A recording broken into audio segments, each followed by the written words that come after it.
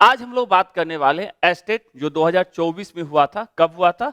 14 तारीख को, छठे महीने में 2024 को, मतलब जो कह सकते हैं सबसे लास्ट, उसके क्वेश्चन पेपर की।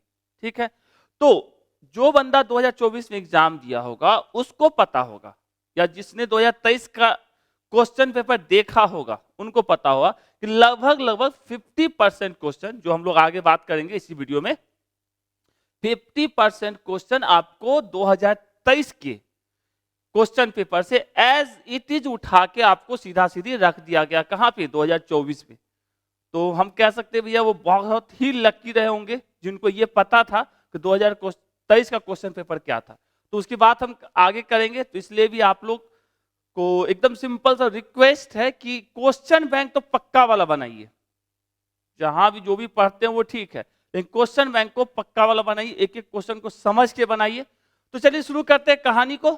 ये पेपर 2 है 11-12 वालों के लिए। एस्टेट 2024 में जो एग्जाम हुआ था, हिंदी इंग्लिश दोनों मीडियम के लिए सेम क्वेश्चन एक साथ। चलिए, तो सबसे पहला क्वेश्चन, इस क्वेश्चन को आप मैथ में भी पढ़े होंगे, ठीक है, और फिजिक्स में ही पढ़ते हैं। कहां पे? डिस्टेंस और डिस्प्लेसमेंट के चैप्टर के अंदर, या कह सकते हैं मोशन इन वन डायमेंशन के अंदर।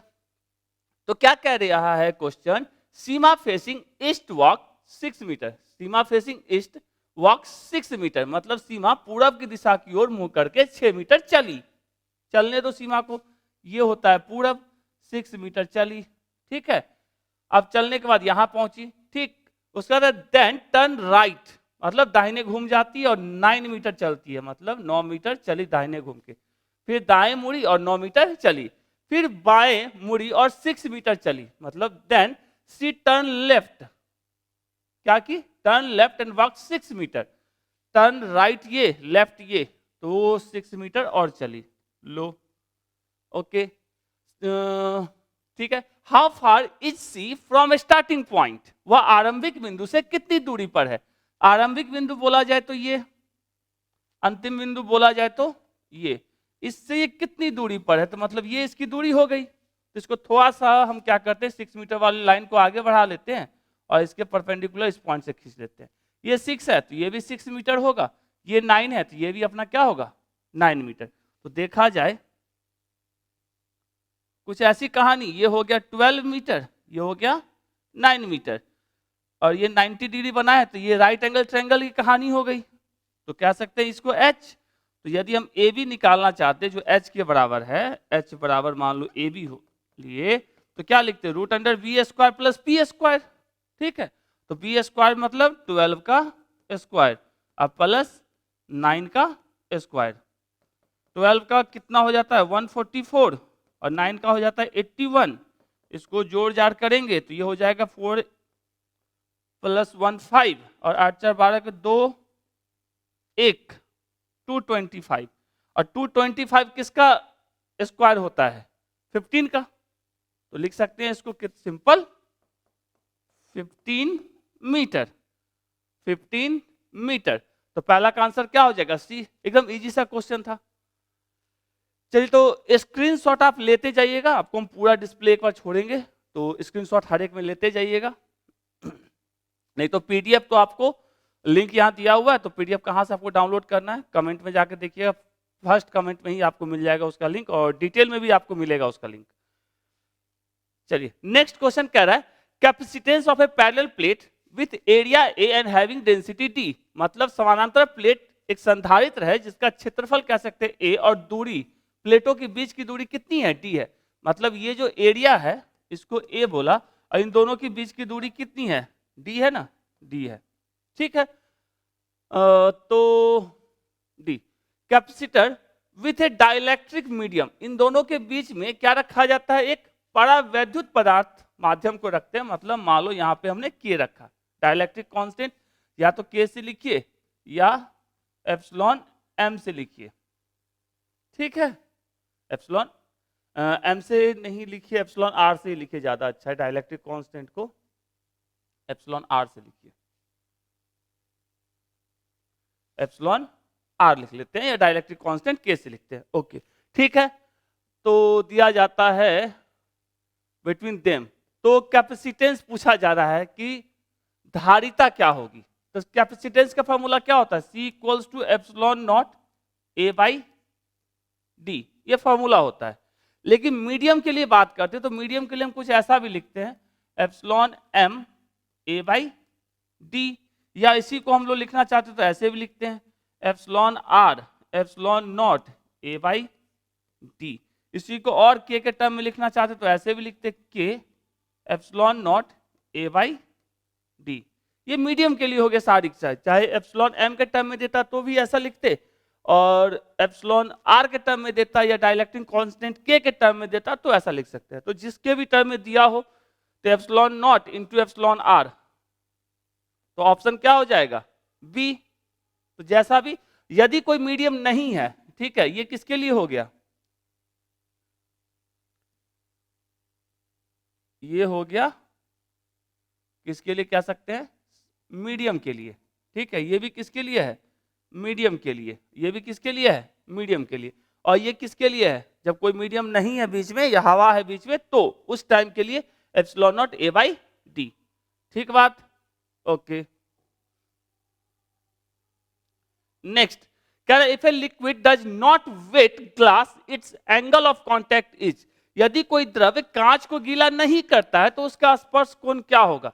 गीला नहीं करेगा तो, ठीक है, जैसे मान लो यदि कोई द्रव्य को यदि आप कांच पे डाल देते हो, ठीक, जैसे पानी को आप डाल दोगे तो पानी ऐसे पसर जाएगा, ऐसा कुछ बनाएगा, बीच में मोटा रहेगा, किनारे से थोड़ा सा पतला हो जाएगा, तो ये गीला करता है। और जो यदि पारे को डाल दो तो गीला नहीं करेगा, तो सिंपल सा कह सकते हैं वो थोड़ा सा इस टाइप का शेप बनाएगा, जैसे यहाँ दिख रहा है जो नॉट वेटेड और ये वेटेड फ्लूइड की बात करें तो यहाँ पे एंगल ऑफ कांटेक्ट निकालने के लिए कुछ नहीं करते हैं, फ्लूइड जिस साइड है उस साइड एक टेंजेंट खींचते हैं मेटल सरफेस के ऊपर, और एक टेंजेंट खींच लेते हैं सिंपल सा फ्लूइड के ऊपर, तो ये एंगल आपको बताएगा एंगल ऑफ कांटेक्ट।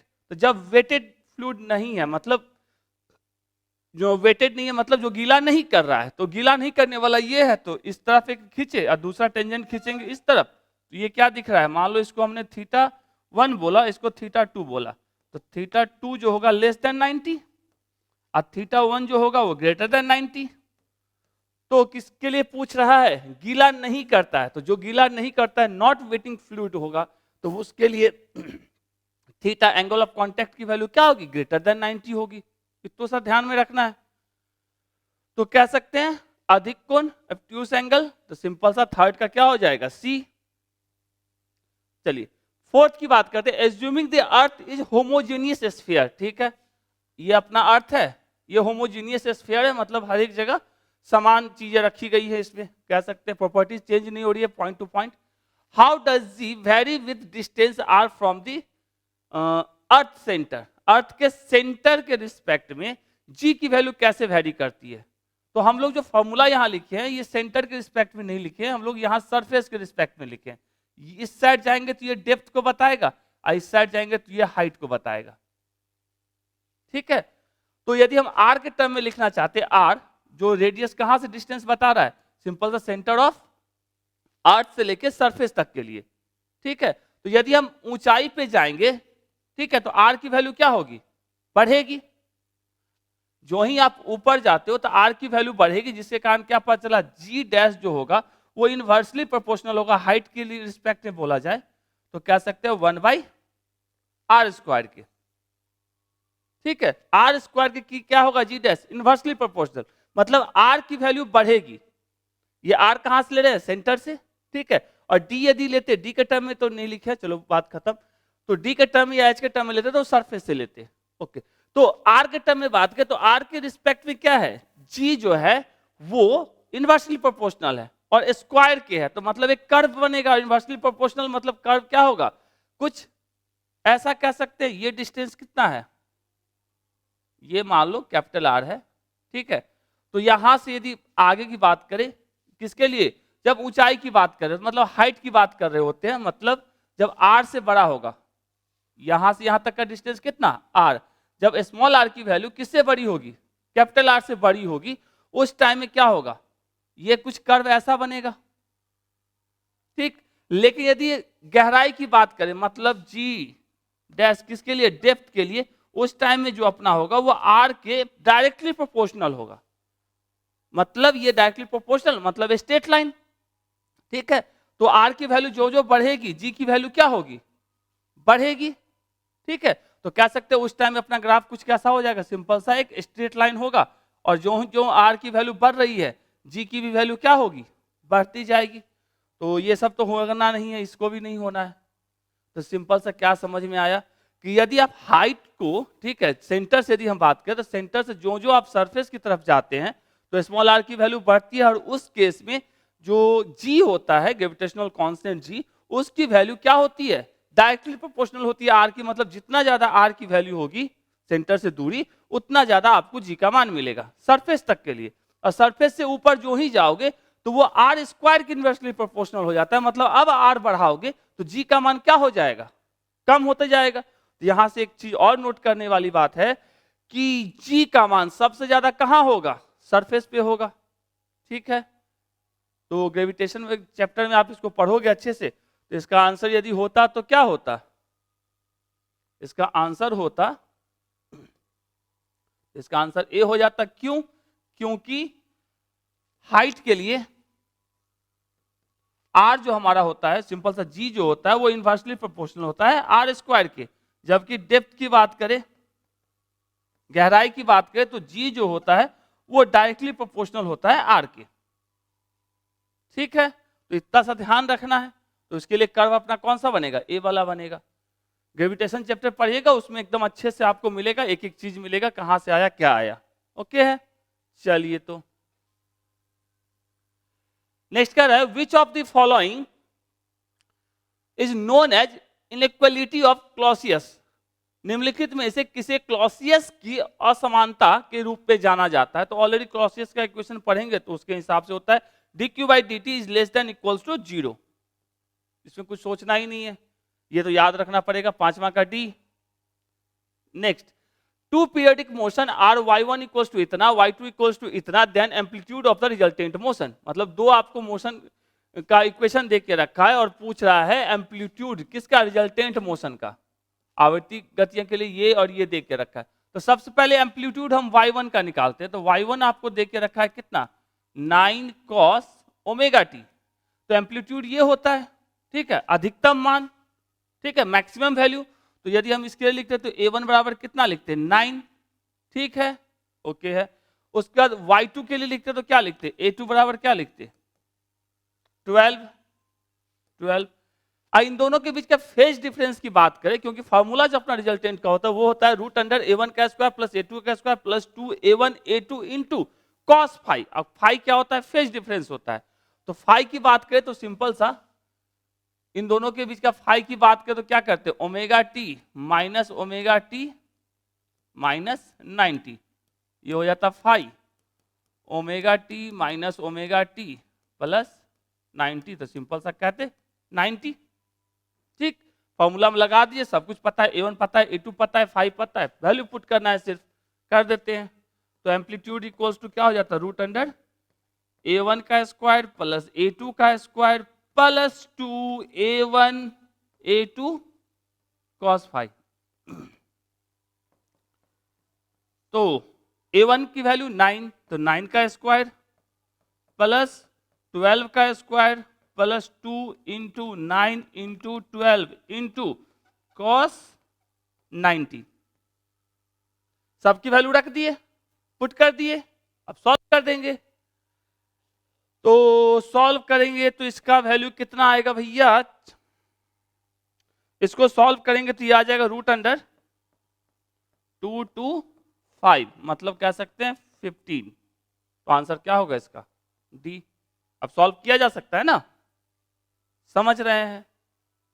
तो लाइक का बटन नीचे में होता है ना, उसको तो पक्का वाला दबा देना है, और अपने दोस्तों को बताइए कि भैया 2024 वाला भी क्वेश्चन पेपर आ चुका है। क्योंकि आप लोग के सपोर्ट से ही ना, मतलब आप लोग जितना सपोर्ट करेंगे उसी से थोड़ा मोटिवेशन मिलता है, भावनाओं को समझना होता है ना। चलिए, तो इसका आंसर क्या हो जाएगा, 6 का डी। चलिए, अब नेक्स्ट है two sphere A and B are radius r1 r2 kept at a same electric potential then the ratio of surface charge density on A and B। मतलब ये कह रहा है R1 R2 के दो गोले हैं जिनका इलेक्ट्रिक पोटेंशियल मतलब विद्युत विभव समान है, ठीक है।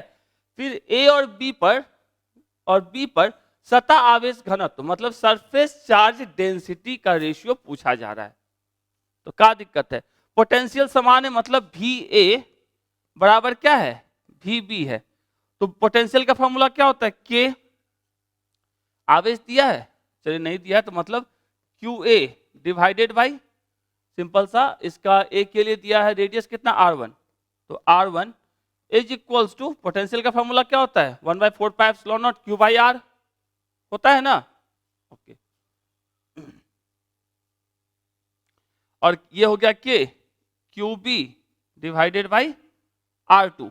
तो यहां से के साफ, तो यहां से हम लोग लिखते Q A by Q B is equals to r1 by r2। पहले वाले से हमको ये मिल गया, ठीक। दूसरा क्या पूछ रहा है अपने से, सतह आवेश घनत्व मतलब सरफेस चार्ज डेंसिटी, यही पूछ रहा है। तो सरफेस चार्ज डेंसिटी क्या होता है, सरफेस चार्ज डेंसिटी होता है चार्ज अपॉन एरिया, ठीक है। तो चलो हम ए के लिए लिखते, तो क्या लिखते, चार्ज के लिए क्या हो जाता सिंपल सा Q A divided by area क्या हो जाता, क्या है ये ए और स्फीयर है, स्फीयर का क्या होता है एरिया 4πr², तो मतलब इसका लिखते 4πr1 का स्क्वायर। उसी सरफेस चार्ज डेंसिटी किसके लिए, बी के लिए, तो Q B divided by 4πr2 का स्क्वायर। यहां तक ठीक। इन दोनों का क्या पूछ रहा है, अनुपात पूछ रहा है, मतलब सिग्मा ए अपॉन बी रख दिए value, Q A divided by 4πr1 का square divided by Q B 4πr2 का स्क्वायर। तो 4π से 4π साफ, यहां से क्या मिला Q A by Q B into r2 का स्क्वायर डिवाइडेड बाई r1 का स्क्वायर, ठीक है। और अपने को पता है Q A by Q B की वैल्यू कहाँ है, r1 बाई r2, तो रख देते हैं r1 by r2 into r2 का स्क्वायर डिवाइडेड बाई r1 का स्क्वायर। ये से इसका स्क्वायर साफ, इसका स्क्वायर से ये साफ, तो क्या मिला r2 बाई r1। तो ये हो गया इसका आंसर, समझे थोड़ी सी कहानी। तो r2 बाई r1, तो ऑप्शन क्या हो जाएगा बी, ठीक है, ओके। नेक्स्ट अपना क्या रहा, what is the magnetic field at the centre of a circular loop of radius इतना मीटर, मतलब इतना मीटर की त्रिज्या के एक वृत्ताकार लूप में 1 एम्पियर की धारा फ्लो कर रही है। तो ठीक है, लूप के केंद्र पर चुंबकीय क्षेत्र का मान, तो इसके लिए आपको फॉर्मूला याद रखना पड़ेगा। फॉर्मूला क्या होता है केंद्र के लिए, μ0/4π 2πi/r। तो लगाते हैं फॉर्मूले को, क्या दिक्कत है, जो भी दिया लिख लेते। त्रिज्या आपको देके रखा है, r देके रखा है कितना 0.157 मीटर, और I की वैल्यू देके रखा है 1 एम्पियर, ठीक है। तो फॉर्मूला B का क्या हो जाता है μ0/4π into 2πi divided by r। μ0/4π की वैल्यू कितनी 10⁻⁻7 इंटू 2 पाई की वैल्यू कितनी होती है 3 और I की वैल्यू हो जाती है 1 और R की वैल्यू कितनी दी गई है 0.157। तो यदि हम सॉल्व करते हैं इसको तो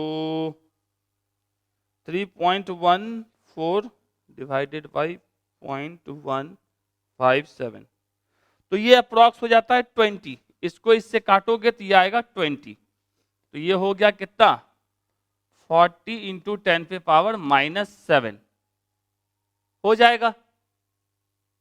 तो 40 इंटू 10⁻⁻7 तो है नहीं, तो कम से कम जो है वही लिख लेते हैं 4 इंटू 10⁻⁻6 वेबर पर मीटर स्क्वायर।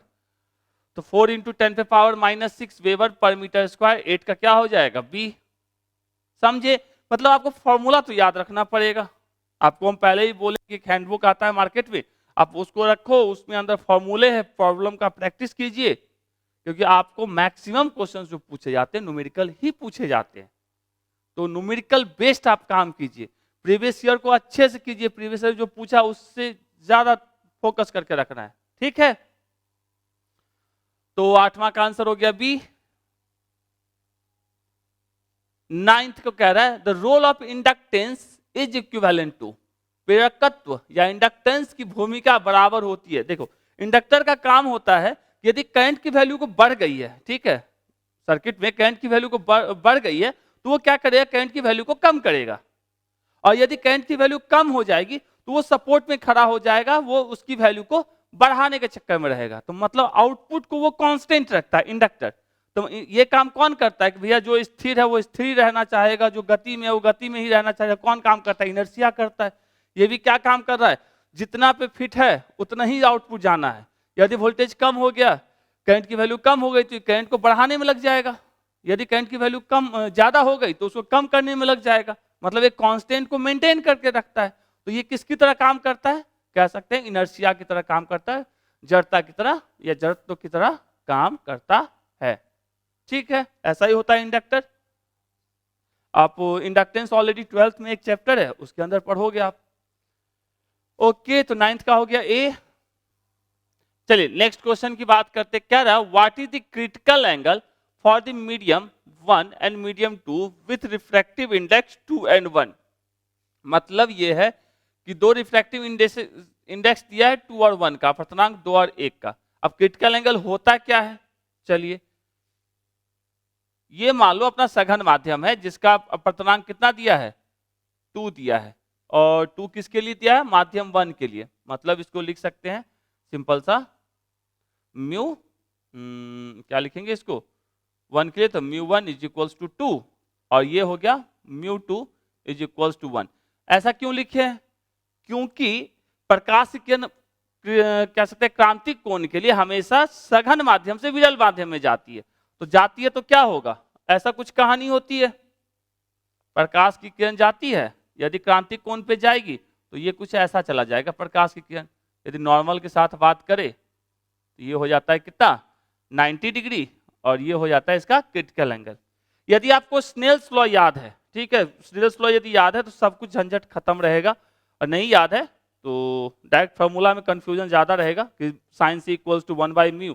तो म्यू में कौन सा रखना है, μ1 को रखना है या μ2 को रखना है, कौन सा रखना है। तो स्नेल्स लॉ याद है तो उसको जस्ट अप्लाई करेंगे। तो सिंपल सा इसको लिखते हैं स्नेल्स लॉ के हिसाब से, μ1 जिस साइड का रिफ्रैक्टिव इंडेक्स उसी साइड का एंगल, मतलब sine C is equals to μ2 into sine 90। ठीक है, तो आपको क्रिटिकल एंगल पूछ रहा था तो सिंपल सा लिख सकते हैं sine C is equals to μ2/μ1 into sine 90। तो μ2 की वैल्यू कितनी है, सॉरी हाँ, μ2 की वैल्यू है 1, अब μ1 की वैल्यू है 2, यहाँ साइन 90 की वैल्यू 1, तो साइन सी बराबर क्या आ गया 1/2, और 1/2 साइन में कितने पे आता है, 30 पे आता है शायद, तो इसको लिख सकते हैं साइन 30 डिग्री। तो क्रिटिकल एंगल बराबर कितना हो जाएगा 30 डिग्री। तो यहां पे म्यू, इस म्यू के जगह पे किसको रखना है, वो सबसे अच्छा स्नेल्स लॉ याद रखिए। स्नेल्स लॉ का मतलब होता है जिस साइड का रिफ्रैक्टिव इंडेक्स उसी साइड के एंगल के साथ मल्टीप्लाई करोगे तो अदर साइड का रिफ्रैक्टिव इंडेक्स मतलब μ2 और उसी साइड के साइन के एंगल के साथ मल्टीप्लाई करने के बाद दोनों इक्वल होगा। ये स्नेल्स लॉ का सेकंड रूल है, सेकंड रूल कह सकते हैं, या रिफ्रैक्शन का सेकंड रूल का हो या स्नेल्स लॉ का हो। आप तो याद रखो स्नेल्स लॉ को, क्योंकि वो हर एक जगह काम देगा। कहीं पर भी डाउट हो गया, कंफ्यूजन हो गया तो आपको उस समय काम देगा, क्योंकि बेसिक तो बेसिक होता है। चलिए, तो इसका आंसर क्या हो जाएगा 30, तो आंसर क्या होगा इसका 30, 10 का बी। नेक्स्ट, चलिए तो यहां पे हम लोग थोड़ा सा बात कर लेते हैं अपने कोर्स के बारे में जो अभी आपका कंटिन्यू चल रहा है। ठीक है, जो बीपीएससी टीआरई 4.0 के लिए और एस्टेट जो 2025 में उसके लिए बात हो रही है। तो इसमें आपको सारे टॉपिक्स के डिटेल में बताए जा रहे हैं।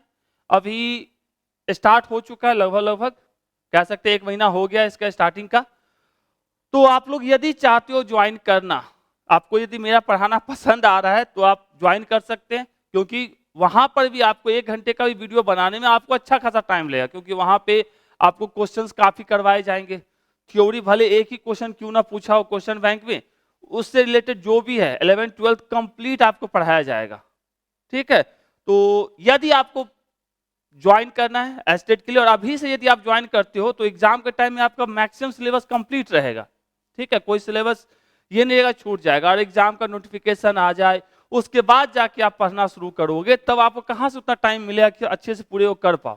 तो अभी से प्यार से धीरे धीरे करते चलना है। तो 11th 12th वालों के लिए स्टार्ट हो चुका है बीपीएससी 4.0 के, उसके अंदर भी आपको जो भी क्वेश्चंस पूछे गए आज तक वो सारे क्वेश्चंस को लिए जा रहे हैं। जिस लेवल के क्वेश्चंस आपको पूछे जाते हैं वो भी उससे इजीली, मतलब आपको क्वेश्चन तो थोड़ी ना एकदम हार्ड पूछे जाते हैं, हार्ड भी पूछे जाते हैं, इजी भी पूछे जाते हैं, मैक्सिमम क्वेश्चन तो इजी ही रहते हैं। तो सब सारे लेवल के क्वेश्चन करवाए जा रहे हैं, तो आप ज्वाइन कर सकते हैं। यहाँ पे नीचे लिंक दिया हुआ है, आप वहाँ पे ऐप वाले लिंक पे क्लिक करेंगे, आप सीधे प्ले स्टोर पे पहुंच जाएंगे और वहां से डाउनलोड करके आप ज्वाइन कर सकते हैं। ठीक है, तो ये तैयारी होगी बीपीएससी टीआरई 4.0 के लिए, या कह सकते हैं एस्टेट 2025 के लिए। और फीस भी इतना ज्यादा नहीं है कि आप अफोर्ड नहीं कर सकते हैं। आप पहले जाइए, वहां काफी सारे कंटेंट फ्री ऑफ कॉस्ट है, मतलब आप लगभग जाके देखिए, समझिए, अच्छा लगता है ज्वाइन कीजिए। ठीक है, चलिए आगे चलते हैं कहानी में। क्या रहा है, two pure inductor having self inductance L are connected in series. ठीक है, देन द नेट इंडक्टेंस, मतलब है दो स्वप्रेरकत्व L वाले दो शुद्ध प्रेरक श्रृंखला में जुड़े हुए हैं, मतलब श्रेणी में जुड़े हुए हैं, सीरीज में जुड़े हुए हैं। ठीक है, तो कुल प्रेरकत्व क्या होगा, तो फॉर्मूला एकदम सिंपल से याद रखना है। यदि सीरीज में जुड़ता है तो L1 plus L2 plus L3 जो भी करना है, और यदि पैरेलल में होता है, ठीक है, जैसे अपना रेसिस्टेंस की कहानी हुआ करती थी, वैसा ही वाला फॉर्मूला, तो 1/L1 प्लस 1/L2 लगा देना है। तो ये किस में जुड़ा हुआ है भैया, सीरीज में जुड़ा हुआ है, तो फॉर्मूला क्या होगा, L1 प्लस L2, और अपना कह सकते हैं L इक्विवेलेंट, दोनों तो L ही है, तो L प्लस L सिंपल सा 2L। तो ये सब क्वेश्चन को हम क्या कहेंगे, एकदम इजी क्वेश्चन है, आपको सिर्फ पता होना चाहिए कि कौन से चैप्टर से है और क्या पढ़ना था इसका। तो 11th का हो गया बी। चलिए 12th क्या रहा, what is the capacitive reactance, capacitive reactance of 5 microfarad capacitor for frequency of इतना हर्ट्ज। मतलब आपको दे के रखा है कैपेसिटेंस, मतलब सी आपको दे के रखा है 5 माइक्रोफेराड, मतलब 5 इंटू 10⁻⁻6 फैराड। ठीक है, और इसका दे के रखा है फ्रीक्वेंसी, मतलब आवृत्ति दे के रखा है, कह सकते हैं एन दे के रखा है 10⁻6 हर्ट्ज। ठीक है, और इतना क्या दे के रखा है, कैपेसिटिव प्रतिघात क्या होगा ये पूछ रहा है, ये धारिता आपको दे के रखा है और प्रतिघात पूछ रहा है। तो दोनों का याद रखेंगे, कैपेसिटर के लिए और इंडक्टर दोनों के लिए। कैपेसिटर के लिए होता है 1/ωc और इंडक्टर के लिए होता है ωL। ठीक है, आपको सी की देख के रखा है, मतलब आपको प्रतिघात पूछा जा रहा है ना, कैपेसिटिव रिएक्टेंस मतलब XC पूछा जा रहा है 1/ωc। अब ओमेगा तो दिया नहीं है ना, दिया है, तो ओमेगा बराबर क्या होता है, ओमेगा बराबर 2πN, बताइए यहां पे लिख लो, ओमेगा इक्वल्स टू 2πN। तो यहां से लिख सकते हैं 2πN इंटू सी, 1/2πN की वैल्यू कितनी है 10⁻6। ठीक है, और सी की वैल्यू कितनी है, सी की वैल्यू है 5 इंटू 10⁻6, 5 इंटू 10⁻6। ओके, और 10⁻⁻6 सॉरी। तो इससे ये साफ, यहां से क्या मिला अपने को, XC बराबर 1/10π। इतनी सा कहानी। ठीक है, अब इसको सॉल्व कर लेते हैं। 1/10π की वैल्यू क्या होगी, 1/10π की वैल्यू होती है 0.032, 0.032, और प्रतिघात का मात्रक क्या होता है, सिंपल सा रेसिस्टेंस होता है ये भी, तो इसका मात्रक क्या होगा, ओम होगा। तो 0.032, 0.032, तो 12 का आंसर क्या हो जाएगा, ए।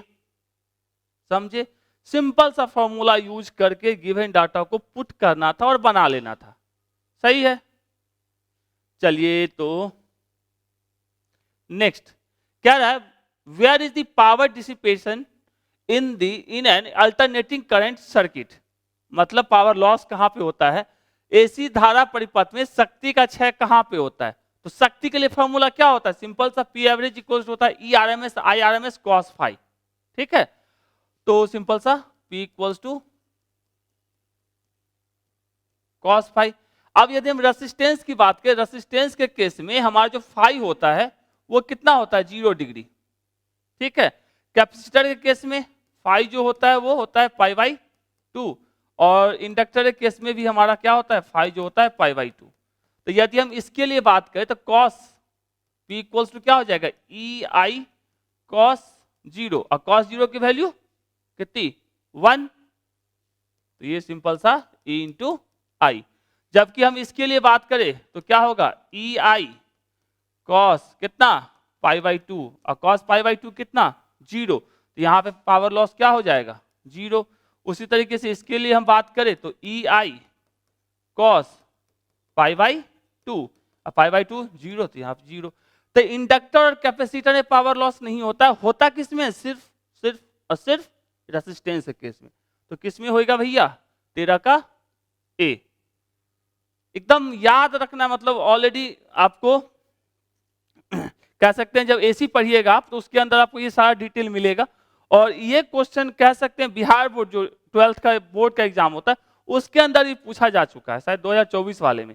इसलिए इससे पहले वाले वीडियो में भी आपको हम बोलते हैं कि जो 12th का क्वेश्चन बैंक है बिहार बोर्ड का भी, उसको भी ऑब्जेक्टिव को देखिए। ठीक है, उससे आपको कहीं ना कहीं एक आध क्वेश्चन पक्का मिलेगा, तो आप देखिएगा तो आप ही ना। ठीक है, नेक्स्ट क्या है, velocity of light in a medium is इतना, मतलब किसी माध्यम में प्रकाश का वेग इतना है। अब जैसे यही क्वेश्चन है, ये भी ऑलरेडी आपको बिहार बोर्ड वाले ने पूछे हुए क्वेश्चन, इतना इजी क्वेश्चन है। तो आप लोग देखिए, जैसे लाइट वाले में ये आपको मिल जाएगा रे ऑप्टिक्स के अंदर। What will be its refractive index. Refractive index क्या होगा, रिफ्रैक्टिव इंडेक्स का क्या होता है फॉर्मूला, सिंपल सा mu equals to C by V. C क्या होता है, velocity of light in free space. ठीक है, अब वी क्या होता है, velocity of light in medium. पता ही है ना, सबको पता है। तो सिंपल सा, तो अपने को क्या पूछ रहा है, रिफ्रैक्टिव इंडेक्स पूछ रहा है ना, अपवर्तनांक। तो अपवर्तनांक बराबर क्या, सी कितनी होती है, 3 इंटू 10 टू द पावर 8, और ये हो गया 1.5 इंटू 10 टू द पावर 8। ये से ये कटा, ये से ये कटा, 2 टाइम्स में, तो म्यू इक्वल्स टू कितना आ गया, 2। तो आंसर क्या हो जाएगा, 14 का डी। कितना, मतलब आप ये सब क्वेश्चन बोलोगे, ये सब तो आसान ही है ना क्वेश्चन।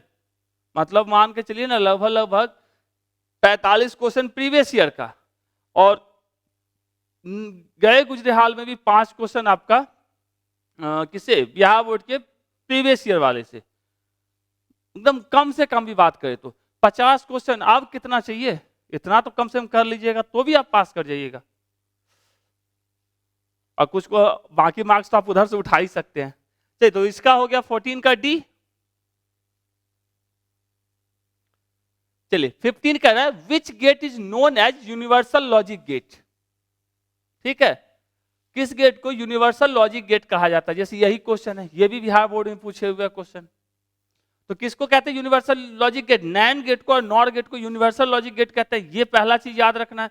दूसरा, फंडामेंटल गेट किसको कहते हैं, और गेट, एंड गेट और नॉट गेट को, इस तीनों को फंडामेंटल कहते हैं, मूल गेट। ठीक है, तो किसका पूछ रहा है अपने को, यूनिवर्सल लॉजिक गेट, तो नैंड और नॉट, तो नैंड कह सकते हैं, सिंपल सा ये दोनों क्या है, इसका फंडामेंटल लॉजिक गेट है। ठीक है, 3 तो अभी आपको दिखा दिए कि 3 पूछे हुए ऑलरेडी। ओके, तो 15 का हो गया ए।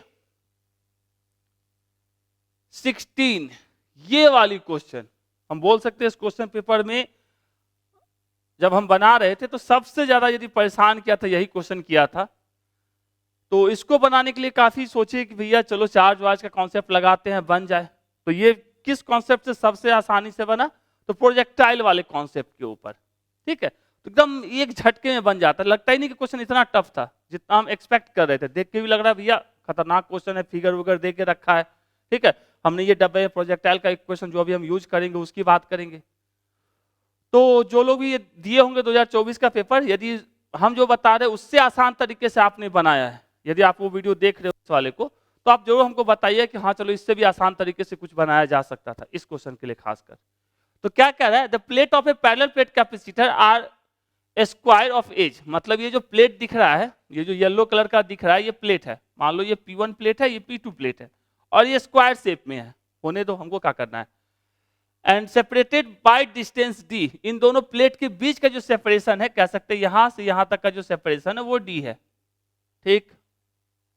N electron is projected from mid point at an end, एक इलेक्ट्रॉन को इसके मिड पॉइंट, मतलब कह सकते हैं यहां से यहां तक का डिस्टेंस कितना है, d/2, और ये भी डिस्टेंस भी कितना होगा, d/2। एक इलेक्ट्रॉन को यहां से प्रोजेक्ट किया जाता है, मान लिया हमने v वेलोसिटी के साथ या u वेलोसिटी के साथ प्रोजेक्ट कर रहे हैं, हटाओ, u वेलोसिटी के साथ हम यहां से इसको प्रोजेक्ट कर रहे हैं।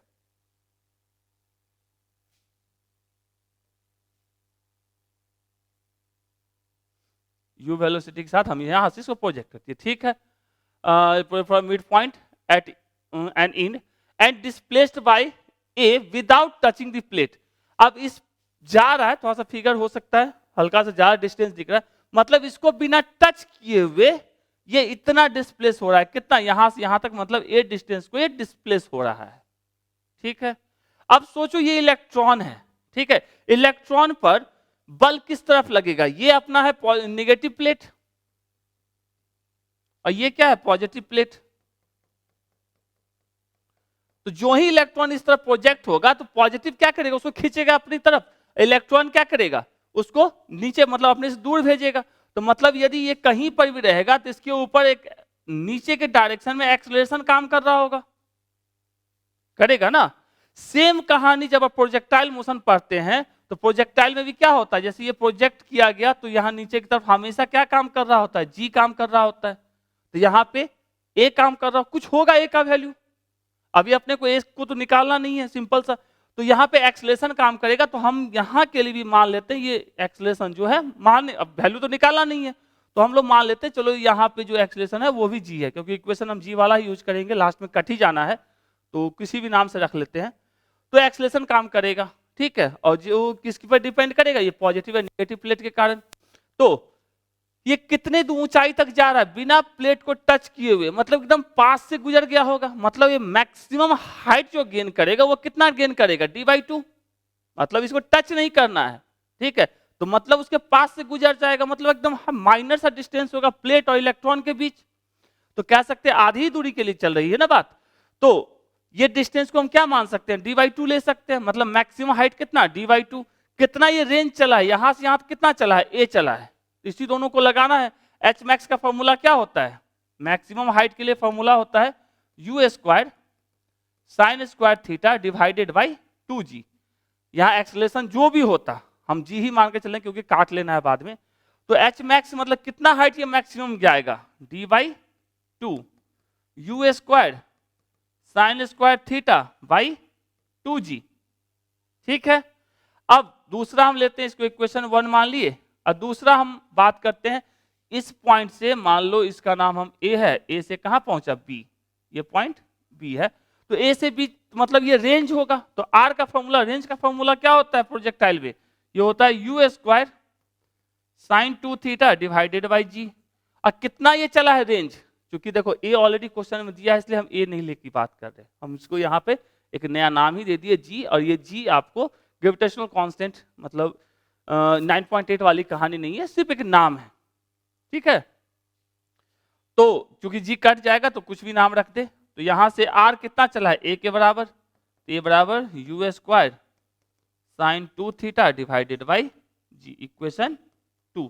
आंसर में देखोगे d/a के टर्म में ही आपको आंसर दिया है, तो क्या करते हैं, equation 1 divided by equation 2, equation 1 divided by equation 2, तो लिख सकते हैं d/2 divided by a is equals to u² sin square theta divided by 2g, और यहां से हो गया u² sin 2 theta by g, u² sine 2 theta by g. ये जी से ये जी साफ, पहले ही बोले थे जी हमको काट के ही हटाना है। यू स्क्वायर से यू स्क्वायर साफ, तो यहां से क्या मिला डी बाई 2a, और यहां से मिल गया अपने को sine square theta divided by 2, और साइन 2 थीटा को हम लिख सकते हैं 2 sine theta into cos theta, formula होता है बेसिक मैथमेटिक्स का। ओके, तो यहां से हम कह सकते हैं इस 2 से ये 2 साफ, ठीक, साइन स्क्वायर से ये साइन साफ, तो यहां से क्या बचा D by A is equals to sine theta by cos theta into 1/2। ठीक है, तो साइन बाई कॉस क्या होता है 10, तो टेन थीटा बराबर क्या लिखते, ये 2 इस साइड आया था तो 2 डी बाई ए, तो टेन थीटा बराबर 2 डी बाई ए, तो थीटा बराबर tan inverse 2 d by a, तो tan d inverse 2 d by a, तो आंसर क्या हो जाएगा बी। समझे, मतलब इजी कह सकते हैं। यदि कोई क्वेश्चन होता है ना जो एकदम पकड़ में आ जाए काफी मेहनत के बाद, तो उसमें जो खुशी मिलती है वही खुशी हमको इस क्वेश्चन को बना के मिली थी, क्योंकि हमने अपने साइड से काफी कोशिश किया भैया, चार्ज वार्ज के कॉन्सेप्ट को लगाए, जो भी लगा सकते थे, फोर्स के कॉन्सेप्ट को लगाए, फिर भी बनने को तैयार नहीं। आपका आंसर शीट बोलता है भैया आंसर होगा, आप उस हिसाब से चलते तो कुछ से कुछ आ रहा था। तो समझे भावनाओं को। यदि इसका सॉल्यूशन पसंद आए तो अभी तक यदि लाइक नहीं मारे हो तो लाइक तो जरूर करते हो और अपने दोस्तों के साथ शेयर कीजिए, अच्छा लगता है आपका सपोर्ट। चलिए, तो 16 का हो गया बी। 17 में कह रहा था breaking strength of wire depends upon, तार का भंजन प्रतिबल इस पर निर्भर करता है। किस पर निर्भर करता है, वो निर्भर करता है तार किस चीज का बना है। सबसे पहला चीज लोहे का बना है, प्लास्टिक का बना है, या किस चीज का बना है, कॉपर का बना है। और दूसरा चीज उसका क्रॉस सेक्शनल एरिया, दोनों पर निर्भर करता है। तो कह सकते हैं सिंपल सा डिपेंड्स अपॉन मटेरियल पे, और दूसरा किसका क्रॉस सेक्शनल एरिया के ऊपर। और यहां पे गनीमत से दोनों चीज दिया हुआ है। ठीक है, तो यदि क्रॉस सेक्शनल एरिया को सेम रख दिया जाए, कांस्टेंट रख दिया जाए, तो किस पे डिपेंड करेगा, मटेरियल पे डिपेंड करेगा।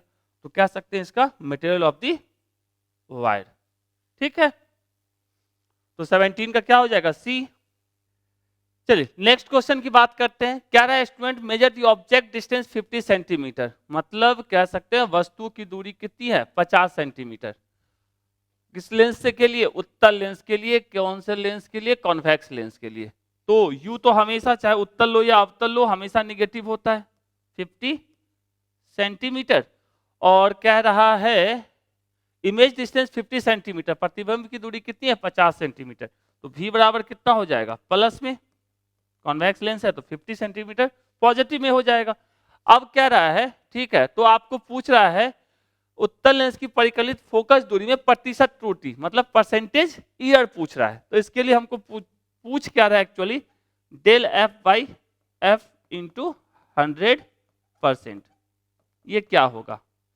और क्या देख के रखा है student measure the object distance of 50 centimetre this using a metre scale graduated at every millimetre, मतलब विद्यार्थी प्रत्येक मिलीमीटर पर आंशिक मीटर पैमाने से, मतलब मीटर पैमाने से ये इधर कितने का दे रहा है मिलीमीटर का दे रहा है। तो मतलब ये कह सकते हैं यहाँ पे चाहे u हो चाहे डेल v की बात हो, तो वो कह रहा है 1 mm, मतलब 1 mm divided by 1 metre into 100।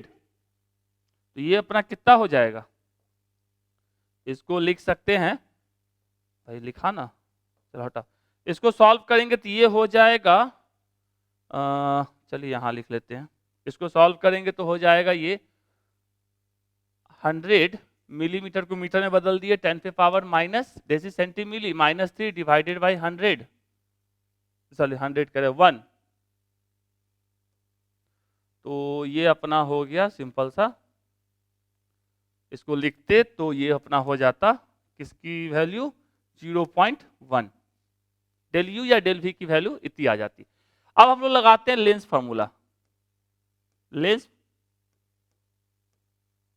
Already पता है क्योंकि लेंस की बात हो रही है, उत्तल लेंस की बात हो रही है, कॉन्वेक्स लेंस की बात हो रही है। तो लेंस फार्मूला क्या होता है 1/v minus 1/u is equals to 1/f। तो यहां से हम f निकाल लेते हैं, f इक्वल्स टू क्या हो जाएगा 1/v मतलब 1/50 माइनस 1/-50, तो 1/f इज इक्वल्स टू हो जाएगा 2/50, तो f इज इक्वल्स टू हो जाएगा कितना 25, और सब कुछ सेंटीमीटर में दी कर रखा था, सेंटीमीटर में आ गया f की वैल्यू। अब फिर से लेंस फॉर्मूला लगाते हैं, तो यहां से 1/f is equals to 1/v minus 1/u, ठीक है।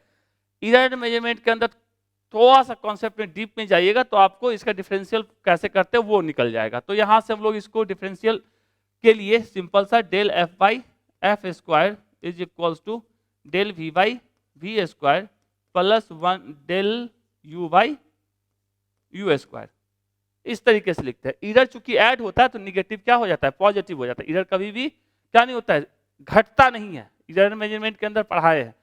तो आ जाती है इसके ऊपर, तो सिंपल सा डेल एफ इक्वल्स टू लिखते तो क्या हो जाता, F square del V by V square plus del U by U square.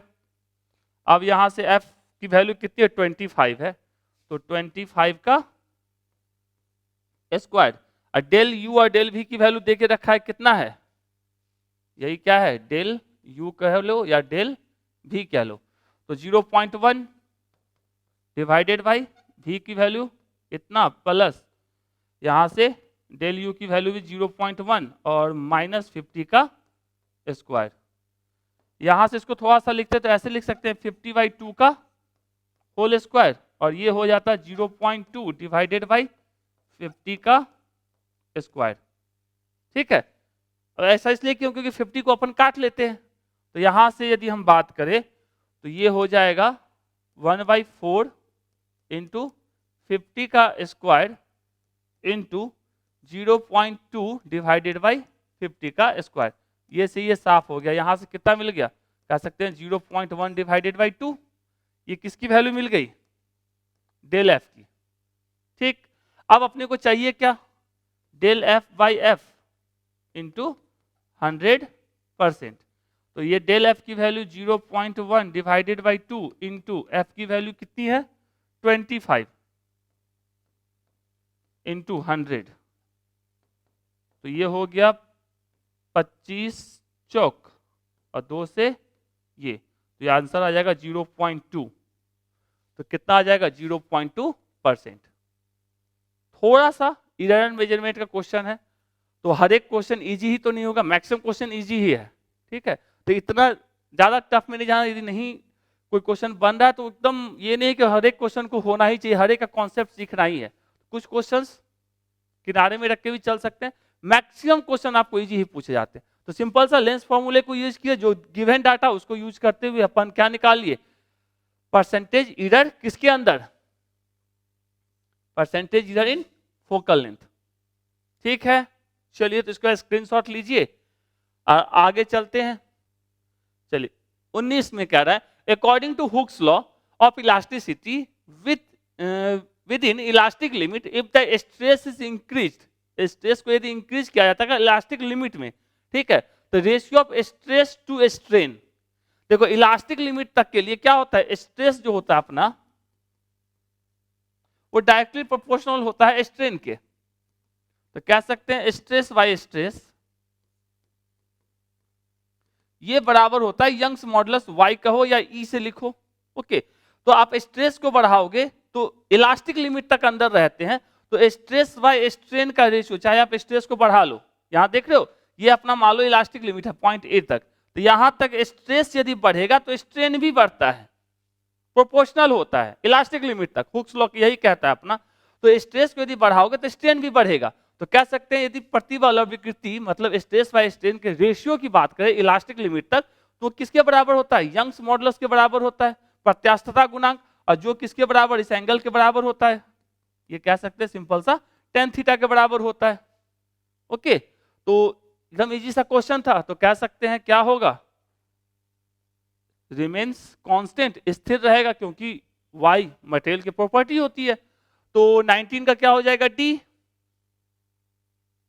Next 91 the shearing strain, ठीक है, अपरूपण विकृति निम्न द्वारा दिया जाता है। अपरूपण विकृति का मतलब क्या होता है tan थीटा, या कह सकते हैं सिंपल सा थीटा। तो जैसे जो ही आप फोर्स लगाए, जैसे इस सरफेस पे आपने फोर्स लगाया, ठीक है, और इस सरफेस पे अपोजिट डायरेक्शन में फोर्स, तो पहले ये प्लेन ऐसा था, अब ये प्लेन कैसा हो गया, ऐसा। तो ये जो एंगल बनता है थीटा, इसी को अपरूपण विकृति कहते हैं, शियर स्ट्रेन कहते हैं। तो सिंपल सा कह सकते हैं फोर्स नहीं, शेप नहीं, वॉल्यूम नहीं, एंगल ड्यू टू डिफॉर्मेशन, मतलब जितने एंगल से ये डिफॉर्म किया है इसी को क्या कहते हैं, शियर स्ट्रेन कहते हैं। सॉलिड जो चैप्टर 11th का कह सकते हैं, वॉल्यूम 2 का चैप्टर है। ओके, तो स्ट्रेन के अंदर इस चीज को पढ़ना होता है। चलिए, तो 20 का हो जाएगा D. 21, water flow between two plates of which the upper one is stationary. ये स्टेशनरी है, मतलब इसकी वेलोसिटी मान लो 0 दे के रखा है, ठीक है। And the lower one is moving with velocity v। जो नीचे वाला है ये v वेलोसिटी के साथ क्या कर रहा है, आगे बढ़ रहा है, प्लेट आगे बढ़ रहा है। Okay, v, what will be the velocity of fluid in contact with the upper plate. तो ये जो रुका हुआ है, ठीक है, और ये मूविंग में है, तो इसमें क्या होता है, सिंपल सा जो इसका लेयर होता है, ठीक है, जो इसके पास का लेयर होगा वो भी लगभग वेलोसिटी v के साथ ही चलेगा, ठीक है। उसके बाद का जो लेयर होगा वो थोड़ा उससे कम चलेगा, उसके बाद का लेयर होगा जो उससे भी कम चलेगा। तो यदि हम इसके लिए बनाते तो कुछ ऐसा डायग्राम बनाते, इसका वेलोसिटी सबसे ज्यादा, उसके बाद के लेयर की वेलोसिटी कम, उसके बाद की वेलोसिटी लेयर वेलोसिटी कम, ये उससे भी कम, इससे भी कम, और जो ऊपर वाले सरफेस के पास जो लेयर रहेगा उसकी वेलोसिटी क्या होगी, 0, क्योंकि प्लेट ही रुका हुआ है। जैसे मान लो किसी चीज को पानी फ्लो कर रहा है, तो पानी के ऊपर रखोगे तो अपर लेयर क्या होता है, फ्लो में चल रहा होता है, तो जो भी सामान रखोगे वो आगे की तरफ जाएगा। लेकिन वही मान लो पत्थर डाल दो, अब पत्थर कहां पहुंच जाएगा, सतह के पास, जमीन के पास। तो जमीन तो चलने वाला नहीं है, वो क्या है, रुका हुआ है, उसकी वेलोसिटी क्या है, 0।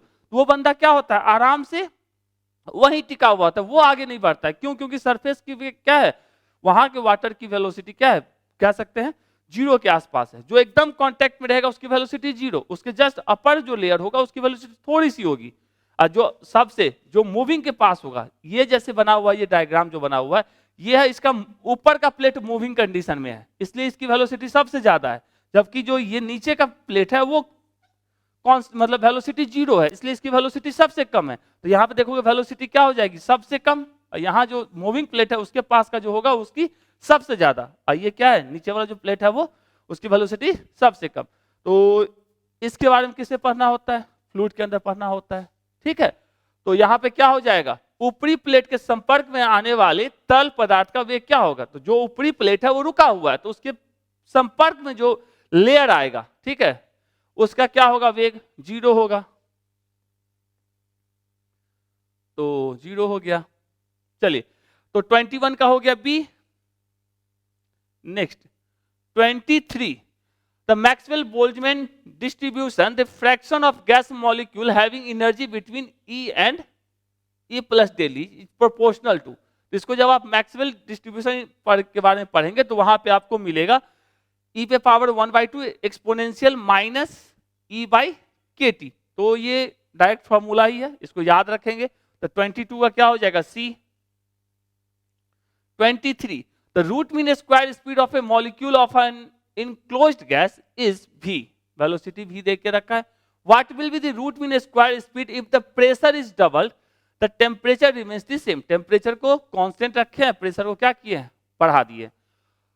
तो किसी बंद गैस के अणुओं के मूल माध्य वर्ग गति v है, यदि दबाव दोगुना कर दिया जाए तो तापमान समान रहे, और तापमान समान रहे तो मूल माध्य वर्ग गति क्या होगी। अब उसकी गति क्या होगी, तो सिंपल सा देखो, अपने पास पता है PV is equal to nRT, याद होगा कभी पढ़े होंगे, या इसी को ऐसे भी लिखते हैं PM is equal to rho into R into T, ऐसे भी लिखते हैं। तो T तो कांस्टेंट है, R ऑलरेडी कांस्टेंट है, M कांस्टेंट, तो सिंपल सा P जो होगा वो डायरेक्टली प्रोपोर्शनल किसके हो जाता है, डेंसिटी के, रो के, ठीक है। तो यदि P को P1 इक्वल टू मान लो P है, और P2 आप कर दिए, कितना कर दिए हैं, 2 गुना, मतलब 2P, ठीक है, 2P कर दिए। तो डेंसिटी इस केस में मान लो ρ1 इक्वल टू रो है, तो इस केस में डेंसिटी क्या हो जाएगी, 2 रो, ठीक। इस केस के लिए यदि हम वी आर एम एस की बात करें, रूट मीन स्क्वायर वेलोसिटी की फॉर्मूला क्या होता है, root under 3p by rho, तो root under 3p by rho.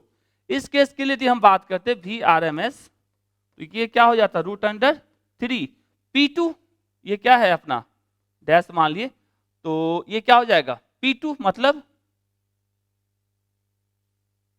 ये p2 मतलब 2p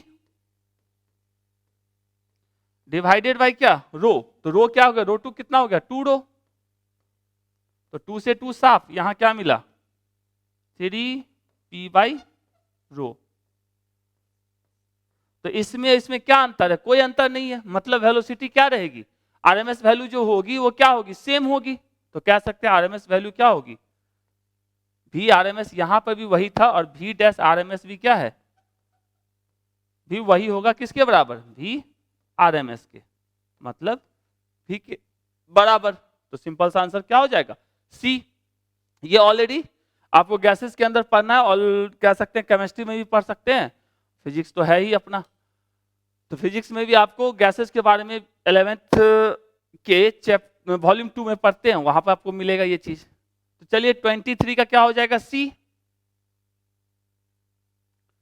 24, the mean free path of a moving gas molecule is directly proportional to m, ठीक है, mth power of diameter, मतलब mth power of diameter of molecule, hence value of m is, कह सकते गतिमान gas अणु का माध्य मुक्त पथ अणु के व्यास की mth घट के समानुपाती है। फॉर्मूला क्या होता है, देखो जो अपना होता है वो होता है 1/√2 पाई एन डी, डी यहाँ पे क्या होता है, डायमीटर अपना होता है, मतलब व्यास कह सकते हैं। तो यहां से लिखते तो क्या लिखते 1/d², तो ये सिंपल सा लिखते d पे पावर -2, और क्या कर रहा है mth पावर ऑफ डायमीटर, तो डायमीटर में पावर कितना है -2, तो डायरेक्ट फॉर्मूला यूज किए -2। तो सिर्फ फॉर्मूला यदि पता होता तो बना सकते थे। तो क्या बोले, कुछ क्वेश्चंस ऐसे होते हैं जो थोड़ा टफ होते हैं, बाकी सब क्या है फॉर्मूला बेस्ड, इसलिए बार बार कहते हैं कि फॉर्मूला रेगुलर देखा कीजिए, इसके दिमाग में फिट हो जाए फॉर्मूला। तो चलिए ये हो गया 24 का B. 25, heat is transfer to a heat engine from a furnace at the rate of 60 megawatt, ठीक है, if the rate of waste heat rejected to a nearby river is 30 megawatt, ठीक है, determine the net power output for this heat engine, मतलब क्या रहे भट्टी से उष्मा को 60 मेगावाट की दर से उष्मा इंजन में स्थानांतरित किया जा रहा है। मतलब मान लो ये हीट इंजन है, इसमें ये सोर्स है, यहां से आपको दिया कितना जा रहा है 60 मेगावाट, ठीक है, दर से उष्मा इंजन में स्थानांतरित किया जा रहा है। यदि पास की नदी में अपशिष्ट ताप 30 मेगावाट की दर से जा रहा है, मतलब मान लो ये अपना रिजर्वायर है जिसके अंदर आपको रिवर कह लो, ओके, ये टी हाईएस्ट पॉइंट पे रहेगा और टी ये क्या रहेगा लोएस्ट पे रहेगा, तो इसमें ये जा रहा है कितने की दर से 30 से, तो इंजन कुछ आउटपुट देगा, देगा ना, तो इंजन से आउटपुट निकला तब 30 इसमें इधर चला गया और आउटपुट कुछ निकलेगा, तो कह सकते हैं ये इनकमिंग और ये दोनों क्या है आउटगोइंग है, तो इनकमिंग जितना होगा उतना ही था इंजन से आउटगोइंग मिलेगा, तो कह सकते हैं 60 is equals to W plus 30, तो W इक्वल्स टू क्या हो जाएगा 60 माइनस 30, तो मतलब 30 मेगावाट, 30 मेगावाट। अब ये सब क्वेश्चन को क्या कहेंगे, आसान में ही ना काउंट करेंगे, ठीक है। तो थोड़ा सा हीट इंजन की कहानी थी, यहां भी देखोगे हाई टेम्परेचर रहता है, हीट इंजन में आया, हीट इंजन से वर्क आउटपुट निकलेगा, यहाँ रिजर्वायर में चला गया जहां पे वेस्टेज कह सकते हैं लोअर टेम्परेचर पे चला गया। तो ये हो गया 25 का क्या हो जाएगा 30 मेगावाट, तो 25 का सी।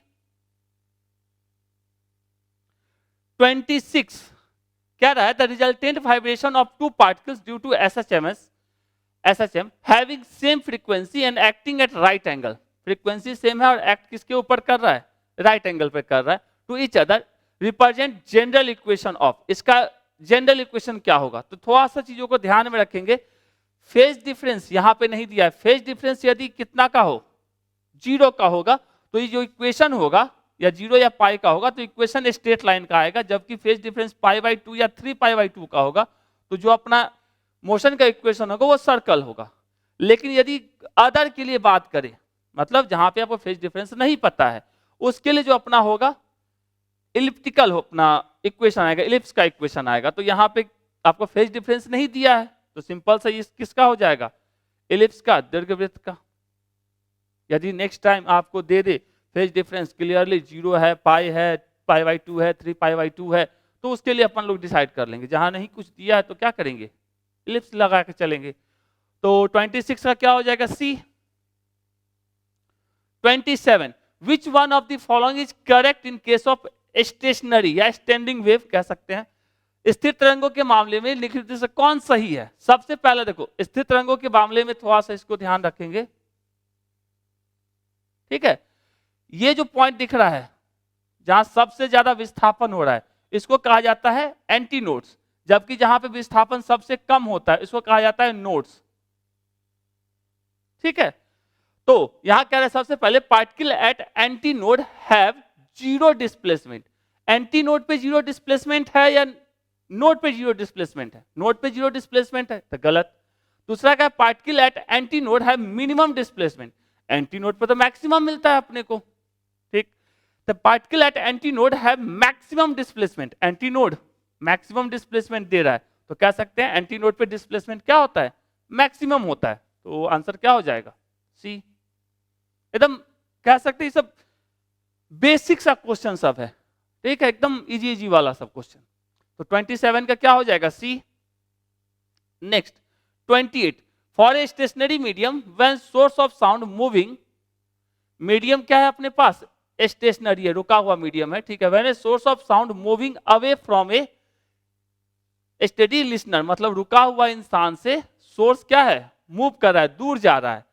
Then the frequency of note is, स्थिर माध्यम में जब ध्वनि का स्रोत स्थिर स्रोत से दूर जाता है तो नोट की आवृत्ति क्या होगी, मतलब फ्रीक्वेंसी क्या होगी। दो चीजें हो सकती है, या तो पास आ रहा होगा या तो दूर जा रहा होगा। तो यदि source moving toward the observer, यदि ऑब्जर्वर की तरफ आएगा तो जो वेवलेंथ होगा वो शॉर्टेस्ट होगा और फ्रीक्वेंसी क्या हो जाती है, हाई हो जाती है। जबकि यदि source moving away from the observer, इस केस में भी क्या है, दूर जा रहा है, तो उस टाइम में आपका वेवलेंथ जो होता है वो लॉन्गर हो जाता है और जबकि फ्रीक्वेंसी क्या हो जाती है, छोटी हो जाती है, लोअर फ्रीक्वेंसी हो जाती है। तो यहाँ पे फ्रीक्वेंसी के बारे में पूछा है, आवृत्ति के बारे में, तो कह सकते हैं छोटी हो जाती है तो कांस्टेंट तो रहेगी नहीं, बढ़ना तो है नहीं, कम होना है तो दोगुना भी नहीं होगा, जीरो भी नहीं कहेंगे, छोटी होने का मतलब थोड़ा ना जीरो हो जाता है, तो कह सकते हैं हाफ। ऐसे इसमें से कोई भी आंसर सेटिस्फाइड 100% नहीं करेगा, ठीक है।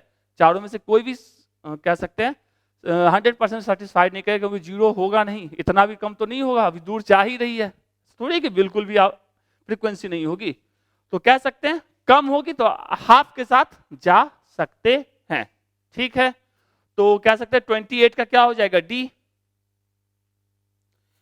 चलिए नेक्स्ट क्वेश्चन की बात करते हैं। कह रहा है current distribution gives rise to vector magnetic potential.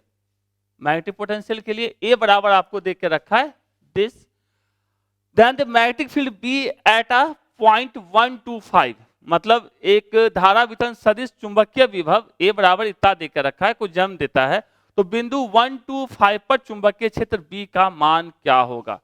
तो बी का मान के लिए सिंपल सा फॉर्मूला ऑलरेडी इससे पहले भी कभी यूज किया किसी और वीडियो में भी, कर्ल ऑफ वेक्टर ए, इसको ध्यान रखना। कर्ल कैसे सॉल्व करते हैं ये पता ही अपने को, तो सिंपल सा जो दे के रखा है उसको लिख लेते हैं पहले।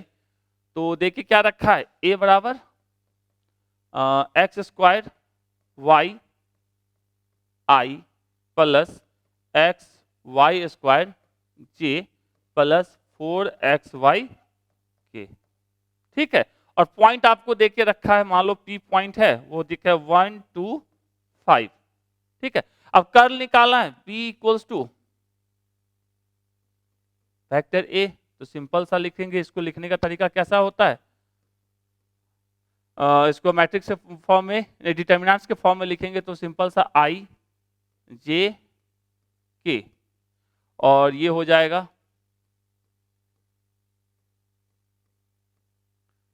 वाई डी जेड, और इसका जो a है उसके लिए कंपोनेंट कितना है, एक्स स्क्वायर वाई, j के लिए एक्स वाई स्क्वायर और 4xy निकाल दिए इसका। अब इसको सॉल्व करना, ऑलरेडी पहले भी बहुत सारे क्वेश्चन बैंक में हमने मतलब क्वेश्चन पेपर के अंदर हमने बात किया इसको।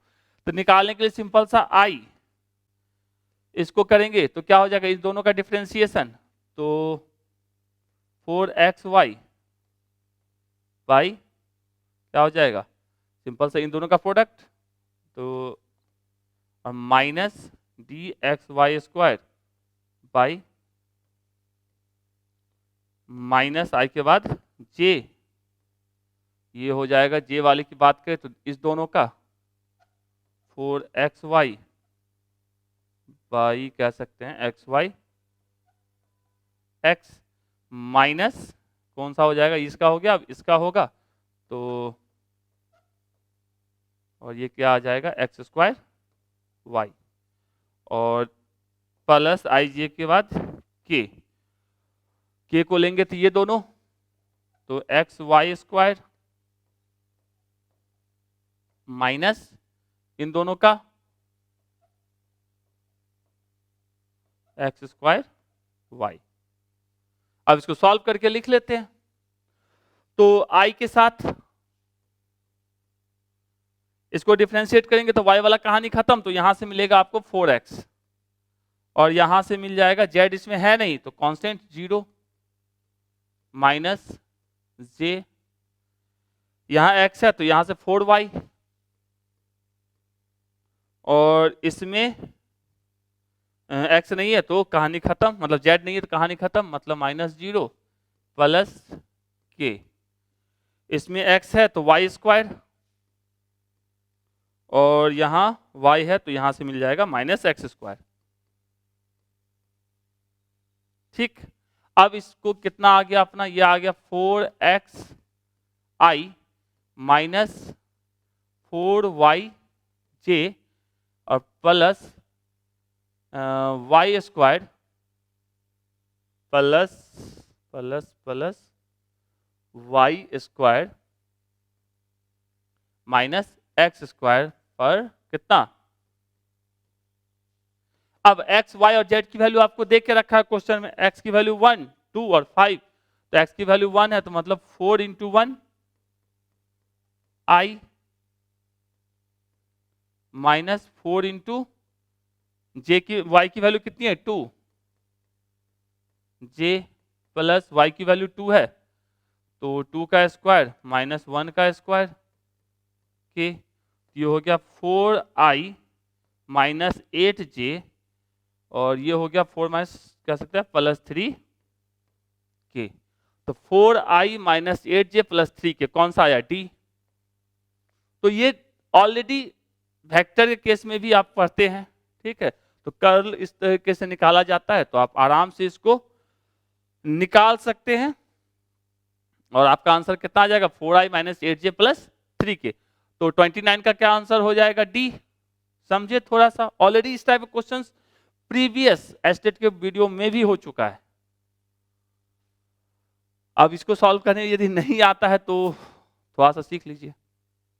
चलिए नेक्स्ट बात करते हैं, अगला सवाल है the magnetic susceptibility of aluminium is इतना, मतलब आपको जाई की वैल्यू दे के रखा है, जाई की वैल्यू दे के रखा है 2.1 इंटू 10 पे पावर -5, ठीक है।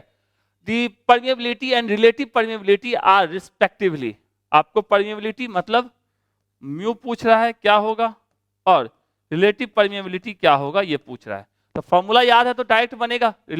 रिलेटिव परमिएबिलिटी पहले हम लोग निकाल लेते हैं, तो सिंपल सा कैसे, mu R is equal to 1 plus chi, तो 1 प्लस जाई की वैल्यू कितनी है 2.1 इंटू 10 पे पावर -5, ठीक है। तो रिलेटिव पूछ रहा है ना, चलो हाँ, तो इसको यदि हम लिखना चाहते तो क्या लिखते, 2.1 इंटू 10 पे पावर -5।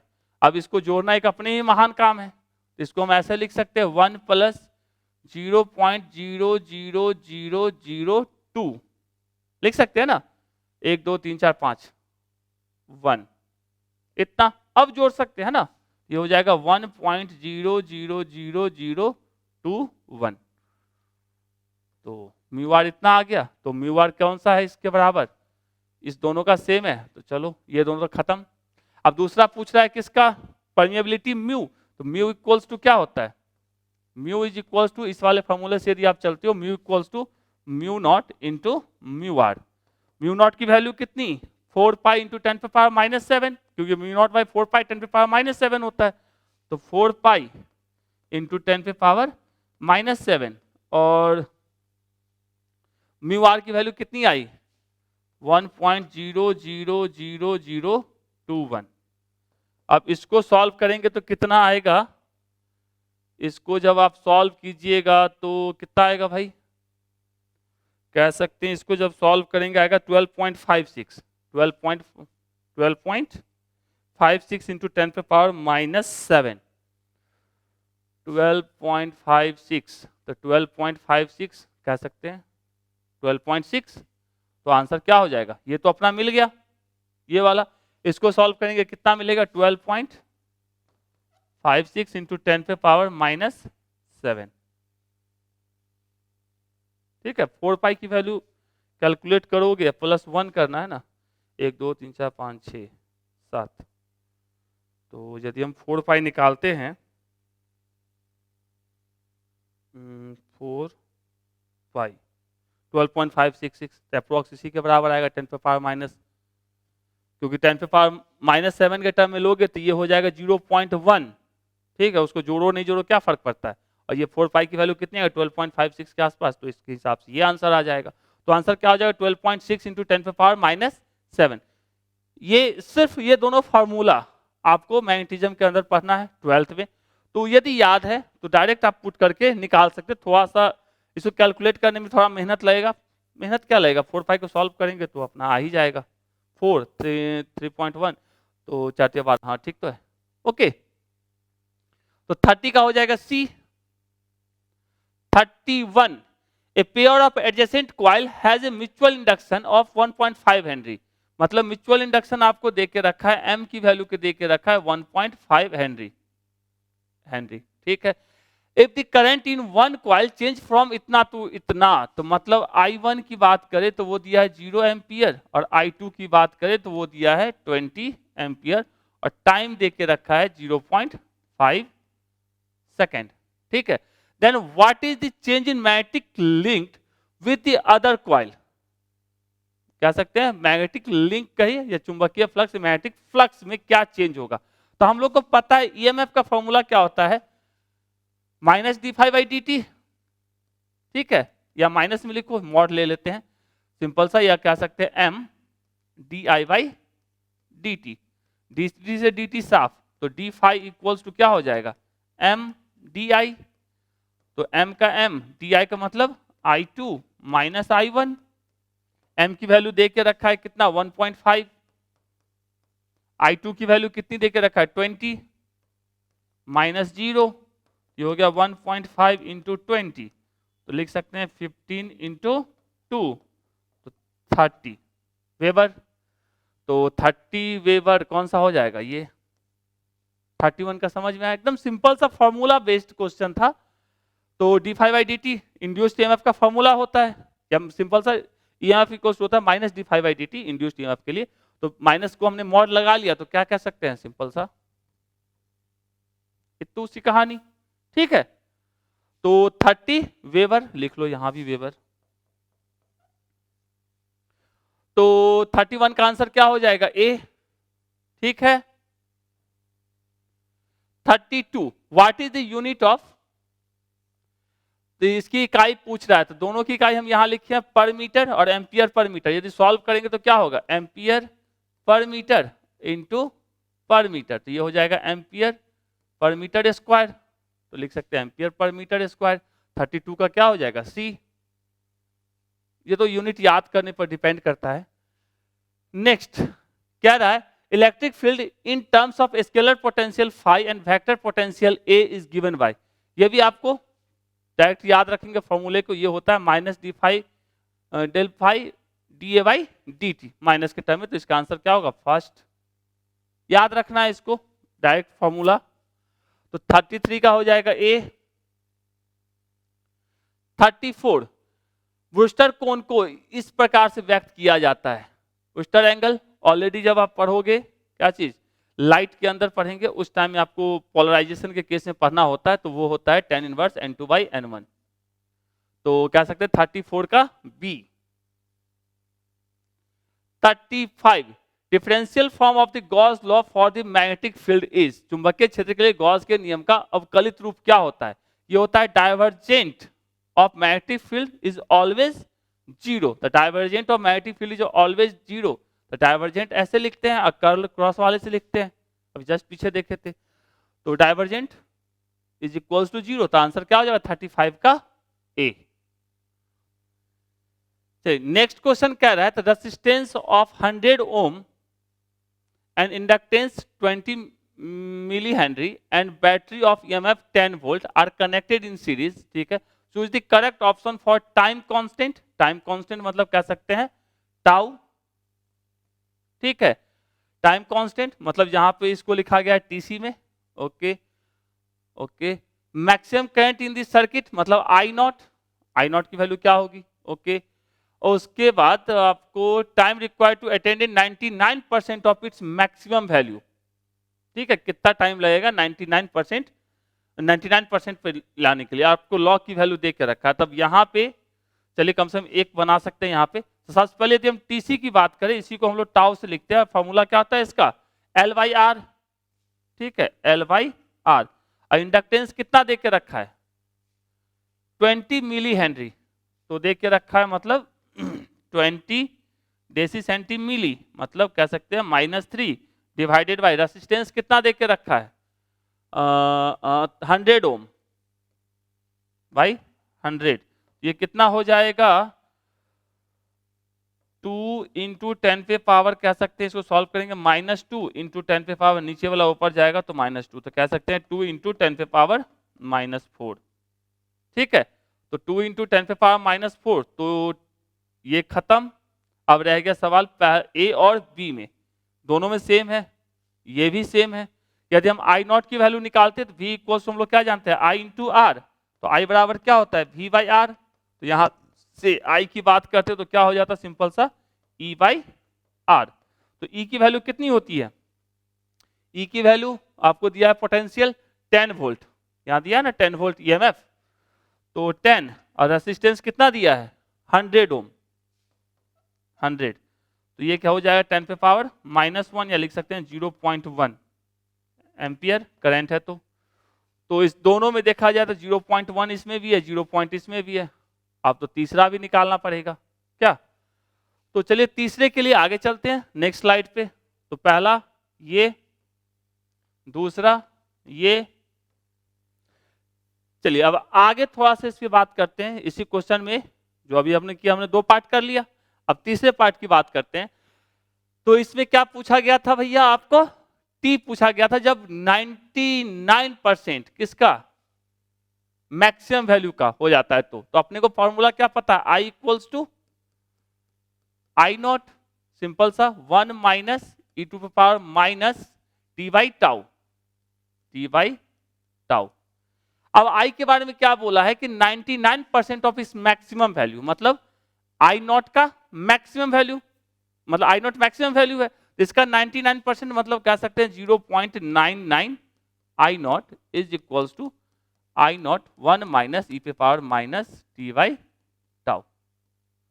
तो I0 से I0 साफ, यहां से क्या मिला? 0.99 इज इक्वल्स टू 1 - e पे पावर -t/टाउ।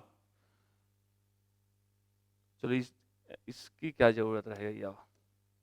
ठीक ठीक, अब इसको दाया बाया कर लेते हैं। e पे पावर -t/टाउ इज इक्वल्स टू, ये इधर आ जाएगा तो 1 - 0.99, तो इसको लिख सकते हैं -t/टाउ इज इक्वल्स टू, ये हो जाएगा 0.01 होगा। और इसी को देखो यहाँ पे आपको लॉग दे के रखा है बेस ई के साथ 100 के साथ, तो इसको यदि हम 100 में बदलना चाहेंगे तो लिख सकते हैं इसको 100 पे पावर कितना? -1। यदि इसी को हम लिखते तो क्या लिखते? 1/100 100 लिखते, 0.01 को 1/100 लिखते, तो 1/100 को क्या लिख सकते हैं, 100⁻⁻1 लिख सकते हैं। चलिए अब क्या करेंगे, दोनों साइड लॉग लेते हैं, टेकिंग ln लिखिए या लॉग लिखिए, लॉग बेस e लेंगे, तो यहां से हो जाएगा ln e⁻⁻t/τ, इधर हो जाएगा ln 100⁻⁻1। अब ये ln की प्रॉपर्टी लॉगरिथम की प्रॉपर्टीज के हिसाब से पावर आगे आ जाएगा, तो -t/τ इज इक्वल्स टू